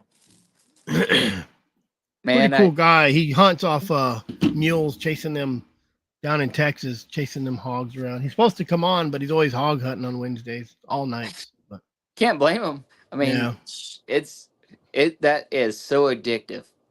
Oh, I bet. Especially when there's a extreme amount. Yeah. Unlimited amount. God, I'd love it. I'd have a freezer full of chorizo. Tell you that right now. Dude, so you can take the biggest, nastiest stinking boar. If you get them killed quick and you get them on ice quick and Yeah. you just let them sit on ice for, 5-6 days, just keep, you replace that ice and just keep them on it. It drains all that blood out of them. But the key is just getting them chilled down quick, getting them, skinned out and on ice quick. And it's good meat. It's good meat. Like you can take a whole hind quarter and grind it up into just burger and throw a little bit of seasoning in, or I say burger, just grind it up in the sausage, throw some seasoning in it, and it's fantastic. I can't find them. Oh well. No, I'd be a hog killing sucker. I can tell you that. No, but in California, I think they were talking about. I think they're gonna bring bears back or dogs back. I think they will. I don't think they will. I think what they're going to do is predicting they're going to offer a second tag, and I That's think what they're I going to think, open a too. spring season. They'll offer that second tag, but even if they doubled, even if they killed 3,000 a year, there's still what 10, 15,000 females. Yeah, so they can't right now. They will not be able to reach the harvest amount to reduce the population to capacity without using hounds. Or being able to fly helicopters and just blast them. Well, that too. Something extreme. What everyone calls the company. Yeah. California and Washington. They all trap bears and leave them lay. Oh yeah. There are so many bears and lions killed that all these people don't know about, and wasted. Yeah. They don't even take them to an orphanage or homeless. Look at California. It's a shithole. Are you talking about like the USFS in California or USFW, United States Fish and Wildlife? The company. What are they doing? What are you calling the company? Oh yeah. Yep. But they just kill them and let them lay. All those homeless people they're whining about that our money's going to for food and the hot meal program, something I hate. So if they were to take, just in California alone, they're taking like 450 lions. And I don't even know how many hundreds of bears they're taking annually due to depredations. And then how many deer are hit and wasted along the road. If they were to take all those animals, just send them to a butcher, and what does it cost? $1 a pound, $1.25 a pound, and get that meat salvaged. It's going to be $1.25 a pound compared to the $5, $15, $20 a pound that they're paying at the effing grocery stores to buy this food to feed these worthless SOBs. Do you know why they won't do that? Because it's commies. All that. Nevada, we used to, kill those problem bears. Well, they still do. Everybody does. Yeah. Well, Nevada mounted this boar. It had almost a 22-inch skull. And I don't know about other states, but this is why Nevada, they do the depredation, and then they bring the animal in because this is government workers doing it, but they bring the animal in and then they burn it because they mounted this bear and it was in the Reno office or the Vegas office or something, and the anti-hunters said that the game department's trophy hunting for themselves. Oh, Jesus Christ. Yeah, the trophy thing is ridiculous. So now in Nevada, they can't use anything in the animal. It's literally you shoot it, haul it in, and then they just put it in an oven. Yep. Yeah, well, last year they had the option, or it was brought up to the commission to implement a salvage tag. And then the commission brought up the idiotic idea that there's not enough people out there willing to take a salvage tag, so therefore they don't need to implement the program.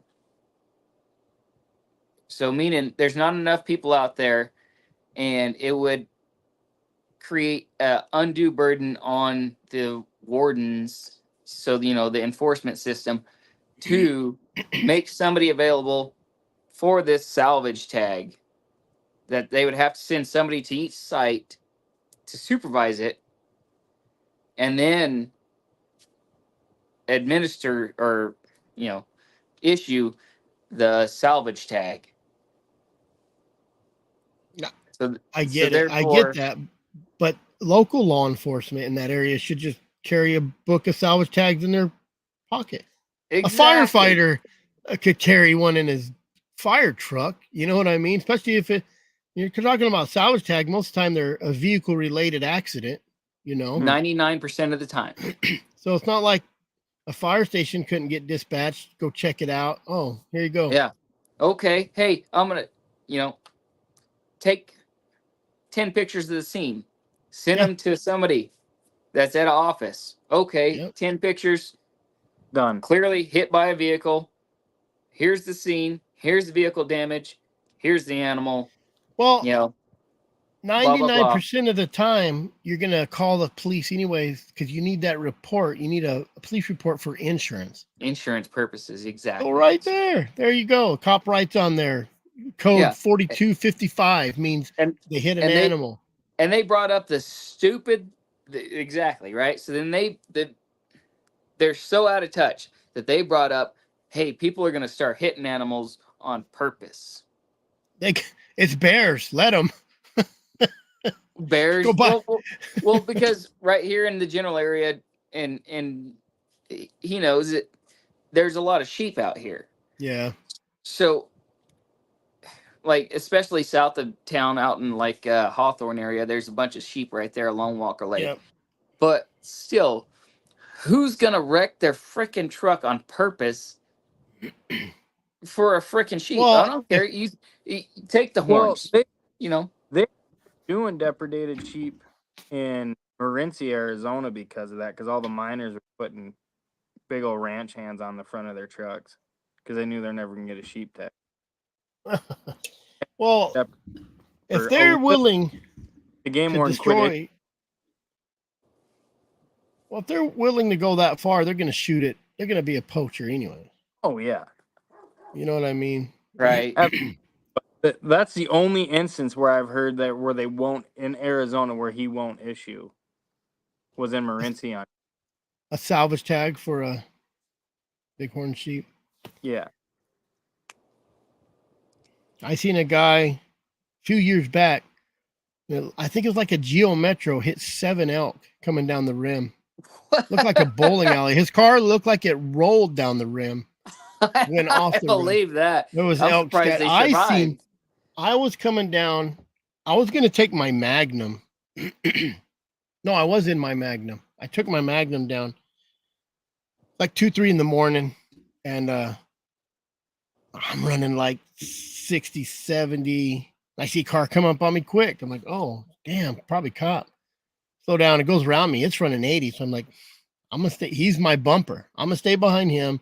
He'll get the ticket. He'll get the elk, whatever he's going This to is get. the Geo? No, this is it looked like a Suzu Rodeo size kind of car, like a RAV4. But Okay. I let him get ahead of me just a hair. I figured I'll see the Yeah. elk in his lights. Yeah, Well, I'm let running. him stay out there at a quarter mile. I'm coming down the rim there before pacing. And you know when you see something that's not right and it really freaks you out? Well, I seen sparks. I seen this car, like the tail lights go like this. There was a semi on the side of the road with his, he didn't even have hazards on. It was just pulled over. Oh, And I seen shit. his lights. I'm like, what the hell? And then I see sparks because he goes over and hits the guardrail. Psh, sparks. And comes around. There's an elk down. in the middle of the road that the semi hit, and that car hit that Used it thing, as a ramp. shot him into if I would have been running there at first, I would have hit it with my Magnum. And this car is a little higher than my Magnum. My Magnum sits kind of low, has 22-inch tires, 20s on it. So it would have just pulverized my Magnum. That's what Jarrod drives. Lowered. 22 Steelies, mags, Yep. balloon tires. Drop it to the floor. Little tire, little tiny little tires. You don't know if they're flat or not. Rubber bands. That's my PI car. It's all tinted out, and so yeah. But I don't know. 80,000 bears, 60 to 80,000 bears in the state. That's a lot of bears. It's a lot of bears. Yeah. Just open that up to hounds. I'm telling you, I'm gonna predict it. Not easy, but you could break 100 bears in one season. I think you could. Oh, in California, absolutely. I got friends that they used to. All right, we'll say they used to get over 100 bears a year. Yeah. Right, and that's just literally they get off work, they go out in the evening, they catch 2, 3. That's like raccoon hunting.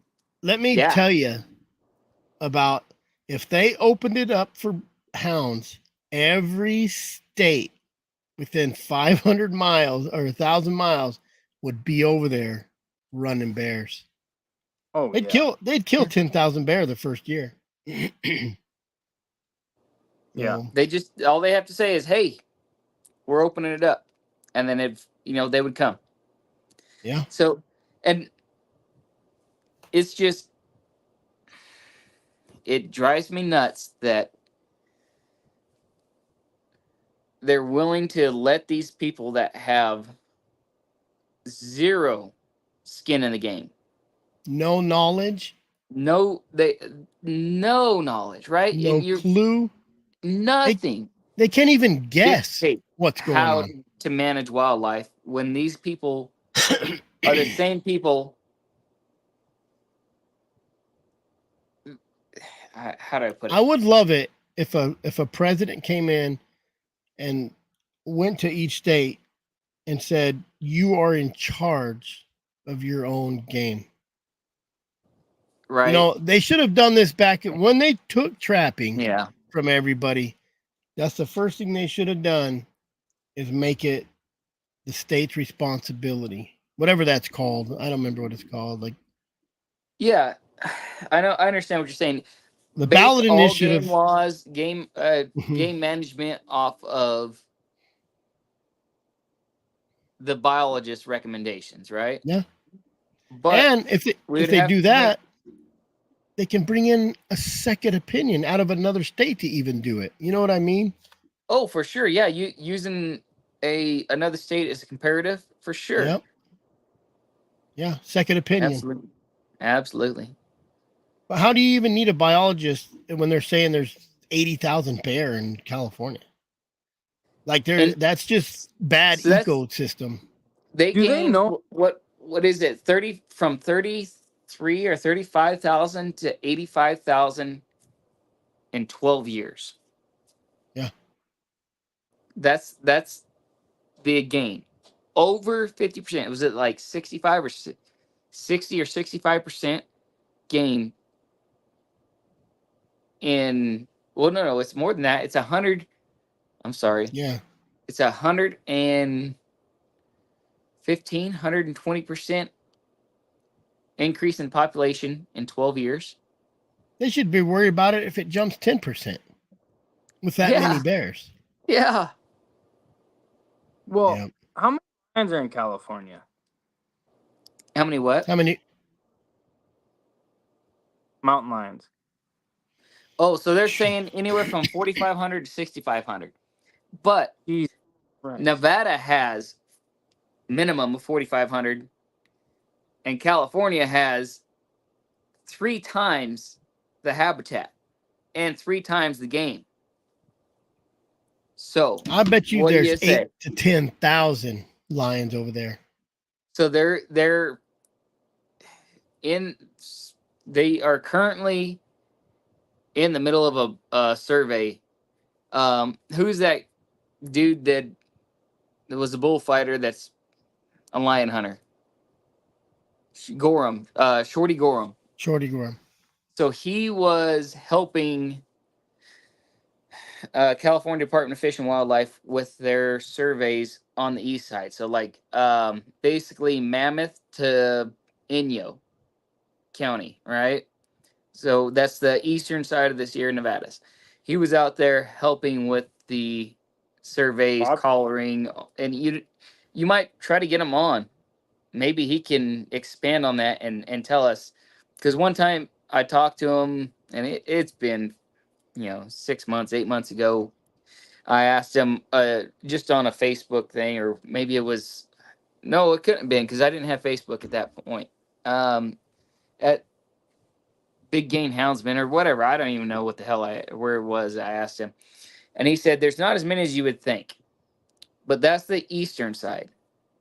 Now on the western side, I can send a couple texts and I'll get you within 30 minutes, probably a dozen pictures of females with triplets and quadruplets walking through people's yards. Crazy. In different locations, meaning guaranteed that they were different females with different litters. So it's on the eastern slope, it's real traditional, right? But on that western slope where all the people are, it is so overpopulated. It's incredible. It is incredible. Have normal numbers. What was that? Inyo Mountain Range? Inyo? Yeah. I can't believe they hardly have any like normal numbers because hunting down in that country on the Nevada side, I used to look across the valley and be like, son of a gun, if I could just spend 2 days over there. Because I've taken that pass, down to, what is it, Old Pine or Lone Pine to Bishop or whatever. I have buddies that live in Bishop, California, and it's just, son of a gun, dude. I drive through that pass and I'm like, this got to be loaded. Yeah. So all the way to Bend. It wasn't last deer season, but the season before.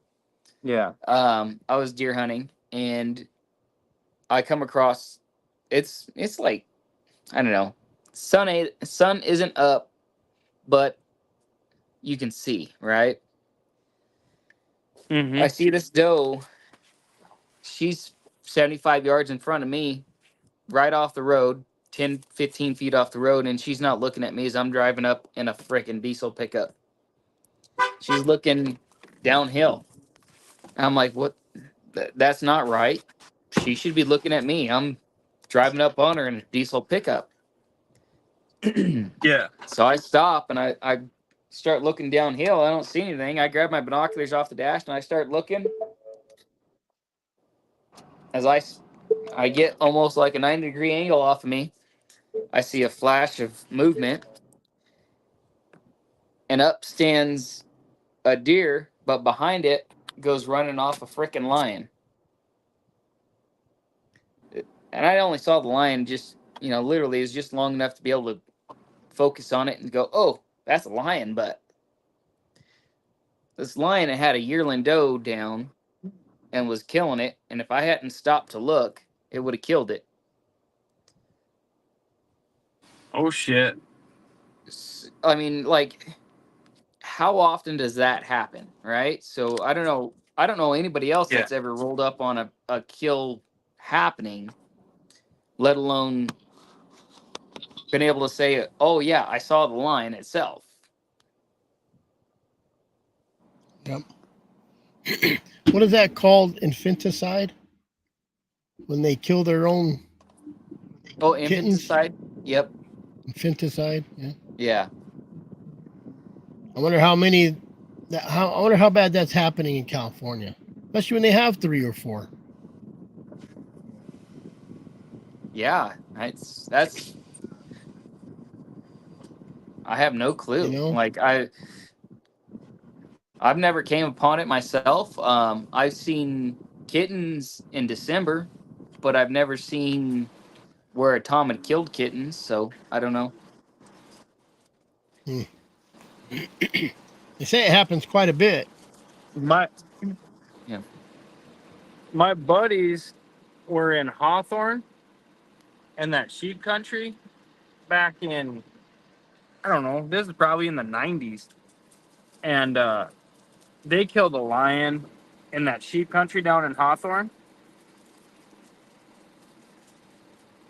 And they left they killed the female, left her there, and then went back to Fallon, got a rope, came back in there, and a tom drugged that female off and was eating on her. Oh, no shit. You know, they say that all the time that mountain Yeah. lions don't eat, they don't scavenge, but they do. Oh, they do. No, they A lot. I've heard of numerous instances where they've been scavenging. Yeah. Go hang something in a tree and see if the lion comes in. Yeah, so Opportunity is opportunity. was it Ollie Barney, right? So there's that interview with Ollie Barney. That's how he got started.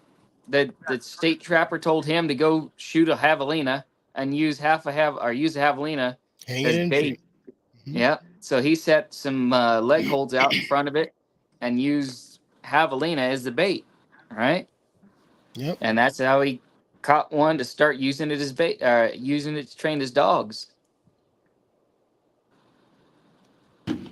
Perfect. That's how you do it. That's how you should be able to do it these days. But Be a then lot everybody'd easier to be make a lion dog. hunters. Yeah, It's a it's lot fact. easier to make a dog. It would be Yep. easier to make a dog.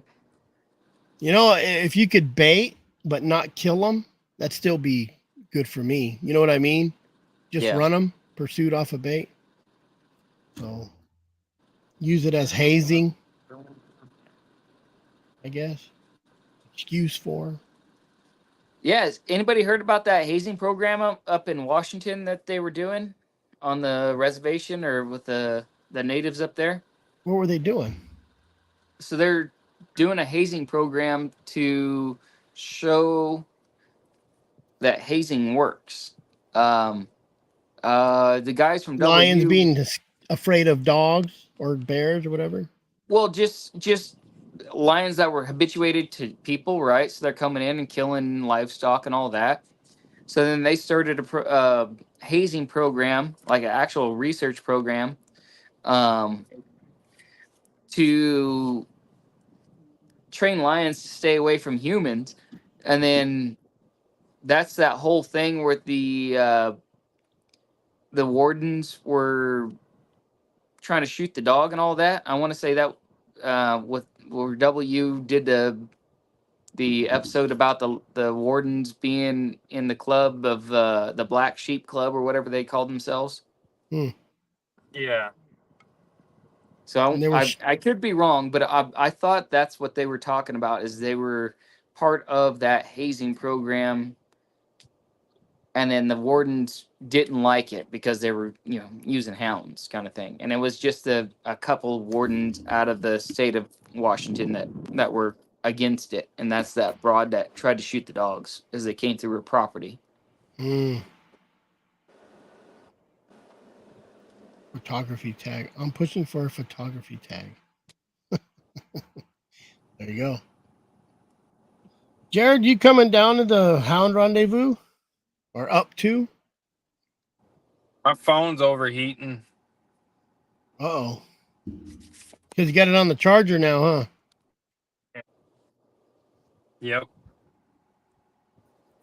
You gonna come up to that Hound Rendezvous?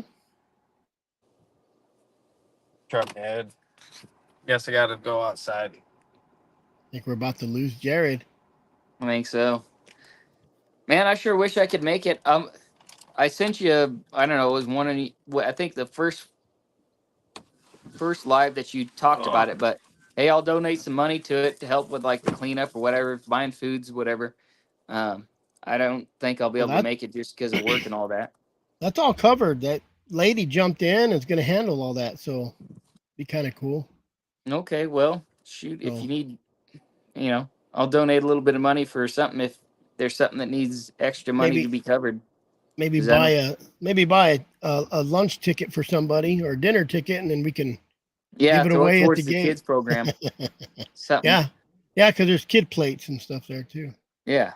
I'm So, curious to see how it turns out. I already have just- bad feedback. I already have a lot of good feedback, but I already expected it, and people don't Yeah. realize is I don't care. Honestly, you like it or you don't. If you don't like it, don't show up. Yeah. Right. If you like it, show up. I think it's a I- fantastic idea. I love the idea. It's just I'm like 12 hours away, and I August know. is fire season for me. Bad timing. Well, and the dates, everybody was like the dates, but that's the dates we got. The lady said, I have this place. You're welcome to it. This is what I can offer. And I'm like, that's Yeah. nice because I don't have to do nothing. I can just show up. Right. Heck yeah. Because me and Brett don't want it to be all crazy. Yeah. We want it just to be a hangout, yeah. Family event kind of thing. So if I can get Jarrod up there, do some pole dancing. You better be bet. careful. You'll lose I'll all do the it. money in your wallet if he does that. Now it Model. froze again. That's all right. We can still hear you. Maybe. It's a nice portrait. Yeah, it's a side profile. I like how he always freezes on a side profile.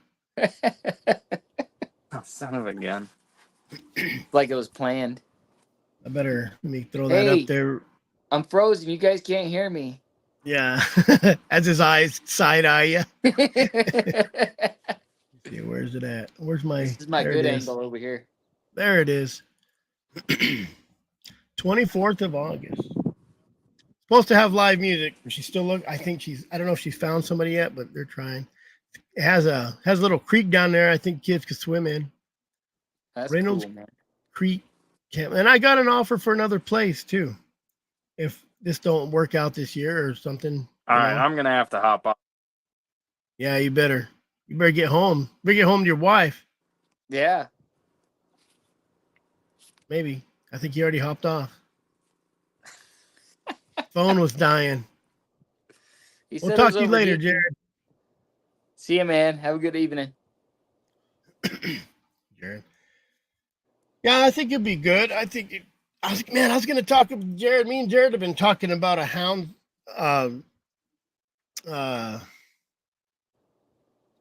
association for Arizona. You guys don't have one? Oh, is he trying to get back on? I think Jarrod was trying to get back on. No, we don't have one. Yeah. No one wants I've- to do it. And I know if I do it, it's going to be a bunch of bullshit and take time out So- of my life. I would love to have one here in Nevada. I just don't know if there's one already. They I've been looking. they do have one. Is there? The Nevada, yeah. Because there's the one that Becky was doing, and I donated to that like 2 Yes. years ago or 3 years ago. Then I got off Facebook, and I don't know. I forgot what happened to it or lost track of it. I think they peter out. You know what I mean? That's- And I think what happens is you have to have it like an organization, not an association. You have to have a club. Yeah. You know, me So, and Jarrod like- have been, Every third Saturday, everybody meets in these locations. or at least 4 times a year. You go out, you camp, talk about it, but you got Zoom. It's like what I'm doing right here. It's not like Yeah. you couldn't get on once a month and say, hey, what Right. do we want to do? But I think the problem is everybody's gung-ho at first, and it takes a lot of time. Look at Dan Gates. That guy Yeah. is rallying, and he was, I just want to say, I think I was one of the first ones to have him on my podcast, on my live. Really? He was on Meat Eater the other day, and I'm like, I had you first, sucker. So Yeah. No. that guy knows. Everything that Dan is doing is very admirable. It's like that's why I'm donating so much money, because I I understand that people are all talk and no show, right? So Well, that's fine. That's fine. If you want to I'd rather pay somebody to clean my septic tank than me to go take 5-gallon buckets and scoop the shit out. You know what I mean? yeah. And yeah. and if I think I'm 300-400 deep in it, and I think I've had a couple of people on here send me money, and I've donated that. So it's, you know what I mean? So they've gotten $300-400 from me, and I just bought the damn whiskey from them. I wanted to buy it, but I'm Hey, like, as much as I like whiskey, I'm don't, just gonna send the money straight to him. but don't open it. That's gonna be a collect. I just like it because it's ledged up. It has on it Lion Hunters. I think it's a good That's collectible. super cool, and I hope he does more barrels in the future. Yeah, I think he should, So. and I think that stuff should be raffled off and donated to other hound associations to raffle off. Is what I think. Absolutely, yeah. You know, but me and Jarrod have been kicking around names, trying to get a name that's just perfect for everybody, because you think they're not going to come after the deer hunter guys, which we don't have that in Arizona, but the bird dog guys, they just keep coming after everybody until, and I think these guys just need a boot in their ass. I really think these people, and I hope Colorado does it. And for anybody to say, and I know a couple people on the internet that say it don't matter anyways, you probably go F yourself, because you're kind of a chicken shit coward that don't want to deal with it, in my opinion. Yeah. You know what I mean? $15? You can't just give them $15. All you people out there that are doing taxidermy, and all you people out there that are guiding, all you people, it's going to affect all of you at one point. Every hunter out there, we're the bottom of the barrel right now because we're the niche. So just because there's not as many people doing it, because it's takes such a commitment to have hounds, right? To have 3, 4, 5 dogs and feed them year round. It is a huge financial burden, and it's a commitment just to train alone, So most people aren't willing to do it in the first place. Yeah. But I think what we need to do is we all get together and go, hey, if you guys want to take hunting away, we're going to take bird watching away. Yeah. How about, if you want to bird watch, you're going to need this $50, hunting license. Yeah. It's game, fish and game, right? Fish, game, and wildlife. Yeah, absolutely. Now, this is your wildlife license. So if you want to watch this bird, it's a $20 fee. If you want to watch that bird, it's another $20 fee. If you want to watch that bird, now they're $20 fee, right? Hey, if you want to go look at loons on the lake, that's a $75 fee. Hey, but if you want to go look at those geese out on the water, now that's $150. Yeah, absolutely. Right. If they don't want us to pay for it, and which is what we do, is every time we buy a tag. I've bought a tag for lion. I haven't shot a lion. I shot one lion, and that was in 2005. I shot one bear in 2010, and I bought a tag every year for 30 years. Yeah. So all the time I lived in California, right? So I lived in California till I was 33 years old. I killed one bear. Yeah. I bought a tag every year since I was old enough to buy tag. 16. Well, old enough to start making money, right? Yeah. So my dad would buy me my tag and license when I was 12, 13, 14, 15. And then my 16th year, I got a job. So I started buying my deer, my hunting license, my deer, and my bear tag, and then upland game bird stamp. So since I was 16, so 16 to 30, whatever that was, 33, 32. 16 years, it went from like $25 to $45 or something like that. Hunting license went from $20 to $45. Deer tag went from $15 to 30 something dollars for your first tag. Second tag went up to like $45 or $48. It's ridiculous, right? The amount of money that a hunter invests into the wildlife management system is, figure $100 per person per year. If you've got 100,000 people putting $100, that's what, $10 million per year just in hunters.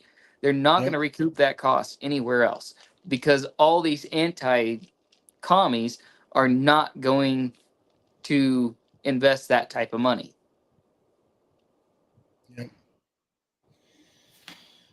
Yep. That's what it all boils down to in the end. Well, I know, Tim, that we don't want them to invest it, but If we're not investing it, we want them to pay for it. exactly. That's what I'm saying. If they're going to try to take hunting away, then that's what we need to do is say, all right, hey, you just took lion hunting away. All right, I'm no longer lion hunting. So now my sole purpose is to lobby against you, not Yeah. you, Tim, but the people that try to take hunting away. So we're gonna make it tough on you, like you're making it on us. And if it got to that point, we probably already lost it. Just like California, 450. They kill 450 on average a year. Just lions. And that's with a $20 tag. That's $11,000. 450. Yeah. $11,000. Something like that. I'm not good at math. I'm just guessing. So, and that's just if 450 people bought a tag. That's just that's just the harvest rate. But if you look at it as in bears, right?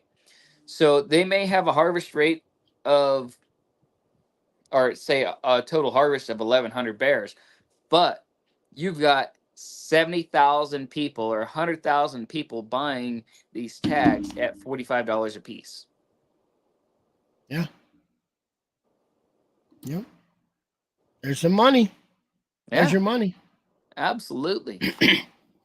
I'm with you. I feel it when you think about, and I just don't know why the Game and Fish or the Department of Natural Resource, whatever the state calls itself, are such pussies when it comes to worrying about the politics of it when they have the science of it. Not hard to tell someone, shut the F up. Here, see this number? Yeah. Go away. But so I've been hearing more and more about states getting, or governors issuing gag orders to wildlife management departments, meaning they're not able to say yay or nay on any bill. They're not able to add pro or anti. Then why do we have biologists? Exactly. That's their effing job. Why? Biologists are the ones that say we have 10,000 animals, but the population holds 40,000. So what are we going to do? Maybe we'll reduce the harvest numbers, or we reduce the predator numbers in order to bring the population up. Yep. You see this right here? This is true because I just watched the Game and Fish thing. Yeah. And there was a few of them in there that didn't even speak English, and they're out there hunting, and they don't know the law, and that's just the ones that got caught. Yeah. You know. So that's ongoing in California, right? So the Hmongs, Vietnamese, wherever they're all from, they're a hunter-gatherer society. Yeah. That is, if you ask anybody in California that hunts, who does the most poaching? Hmongs. They will go out with frickin' AK-47s with banana mags, and what they do is they'll get like 40 people together. They'll put 10 people up as posts, and the other 30 people, they're drivers. And what they'll do is they put someone spread out in every ridge, down in the next draw, up the next ridge, and in the next draw, and then there's all these other 30 people, they just spread out and they push. And everything that moves, doesn't matter, doe, fawn, it could be spotted, it could be a squirrel. If it's moving, they shoot You're eating it. Mm-hmm. Yep. I talked to a warden one time, and he said that they had 30 different species in the trunk of this frickin' Honda Accord with 5 people in it. They had deer, they had turkeys, they had squirrels, they had songbirds, they had gray squirrels, they had ground squirrels. It was literally 30 different species in the trunk of this one Honda Accord. They gave them all tickets. They towed the car. They got the car back, and they all got everything got thrown out of court because they didn't know, right? Because they're immigrants. They didn't know any better. Yep. Well, it just keeps happening, and we just keep getting madder. I don't know. What do you do about that? Yeah. I don't know. I mean, I've personally seen them during deer season shoot a effing gray squirrel out of a tree with a 30-06. And still take it home and eat it. No, they don't take it home. They get a bunch of these caught. They shoot a bunch of them together, and then they just start a fire and they cook them right there. Oh. So, like, for I don't know, down there with you guys, do you guys have banded pigeons, band-tailed pigeons? Yeah, I think we do. There's like 2 allowed per season or 2 allowed per day in California. Yeah. So I used to hog hunt. So I hog hunted all year long, right? Especially in the winter, fall and winter, So I'd be out in the national forest just hiking ridges. Sometimes I'd just never come back to the truck. I'd just hunt all day, camp out at night, and then hunt back to the truck the next day. I would find benches where they would find that these band-tailed pigeons like to set during deer season, and they would go back during band-tailed pigeon season, and they would just shoot pigeons. There'd be piles of feathers just on the downwind side, and they would just camp out and cook these pigeons, and then they would eat all they can eat, and they would just hike out with their 2 that they could keep. A lot of people doing that. That's a sad deal. That's why, when you get some hiker that walks up through there, sees that, and then they have this vendetta to go after all the hunters. Mm-hmm. So I don't know, Rowdy. I don't know if it's going to get any better. I just hope Colorado kind of wins. Kind of sticks their wiener in the dirt for those guys, and Yep. And then because if they win, they're gonna have to go lick their wounds. If we win, if they win, they're gonna think we did it here. We're gonna go to the next state. Yeah. I think we need to go as far as putting out like the QR codes, right? Mm-hmm.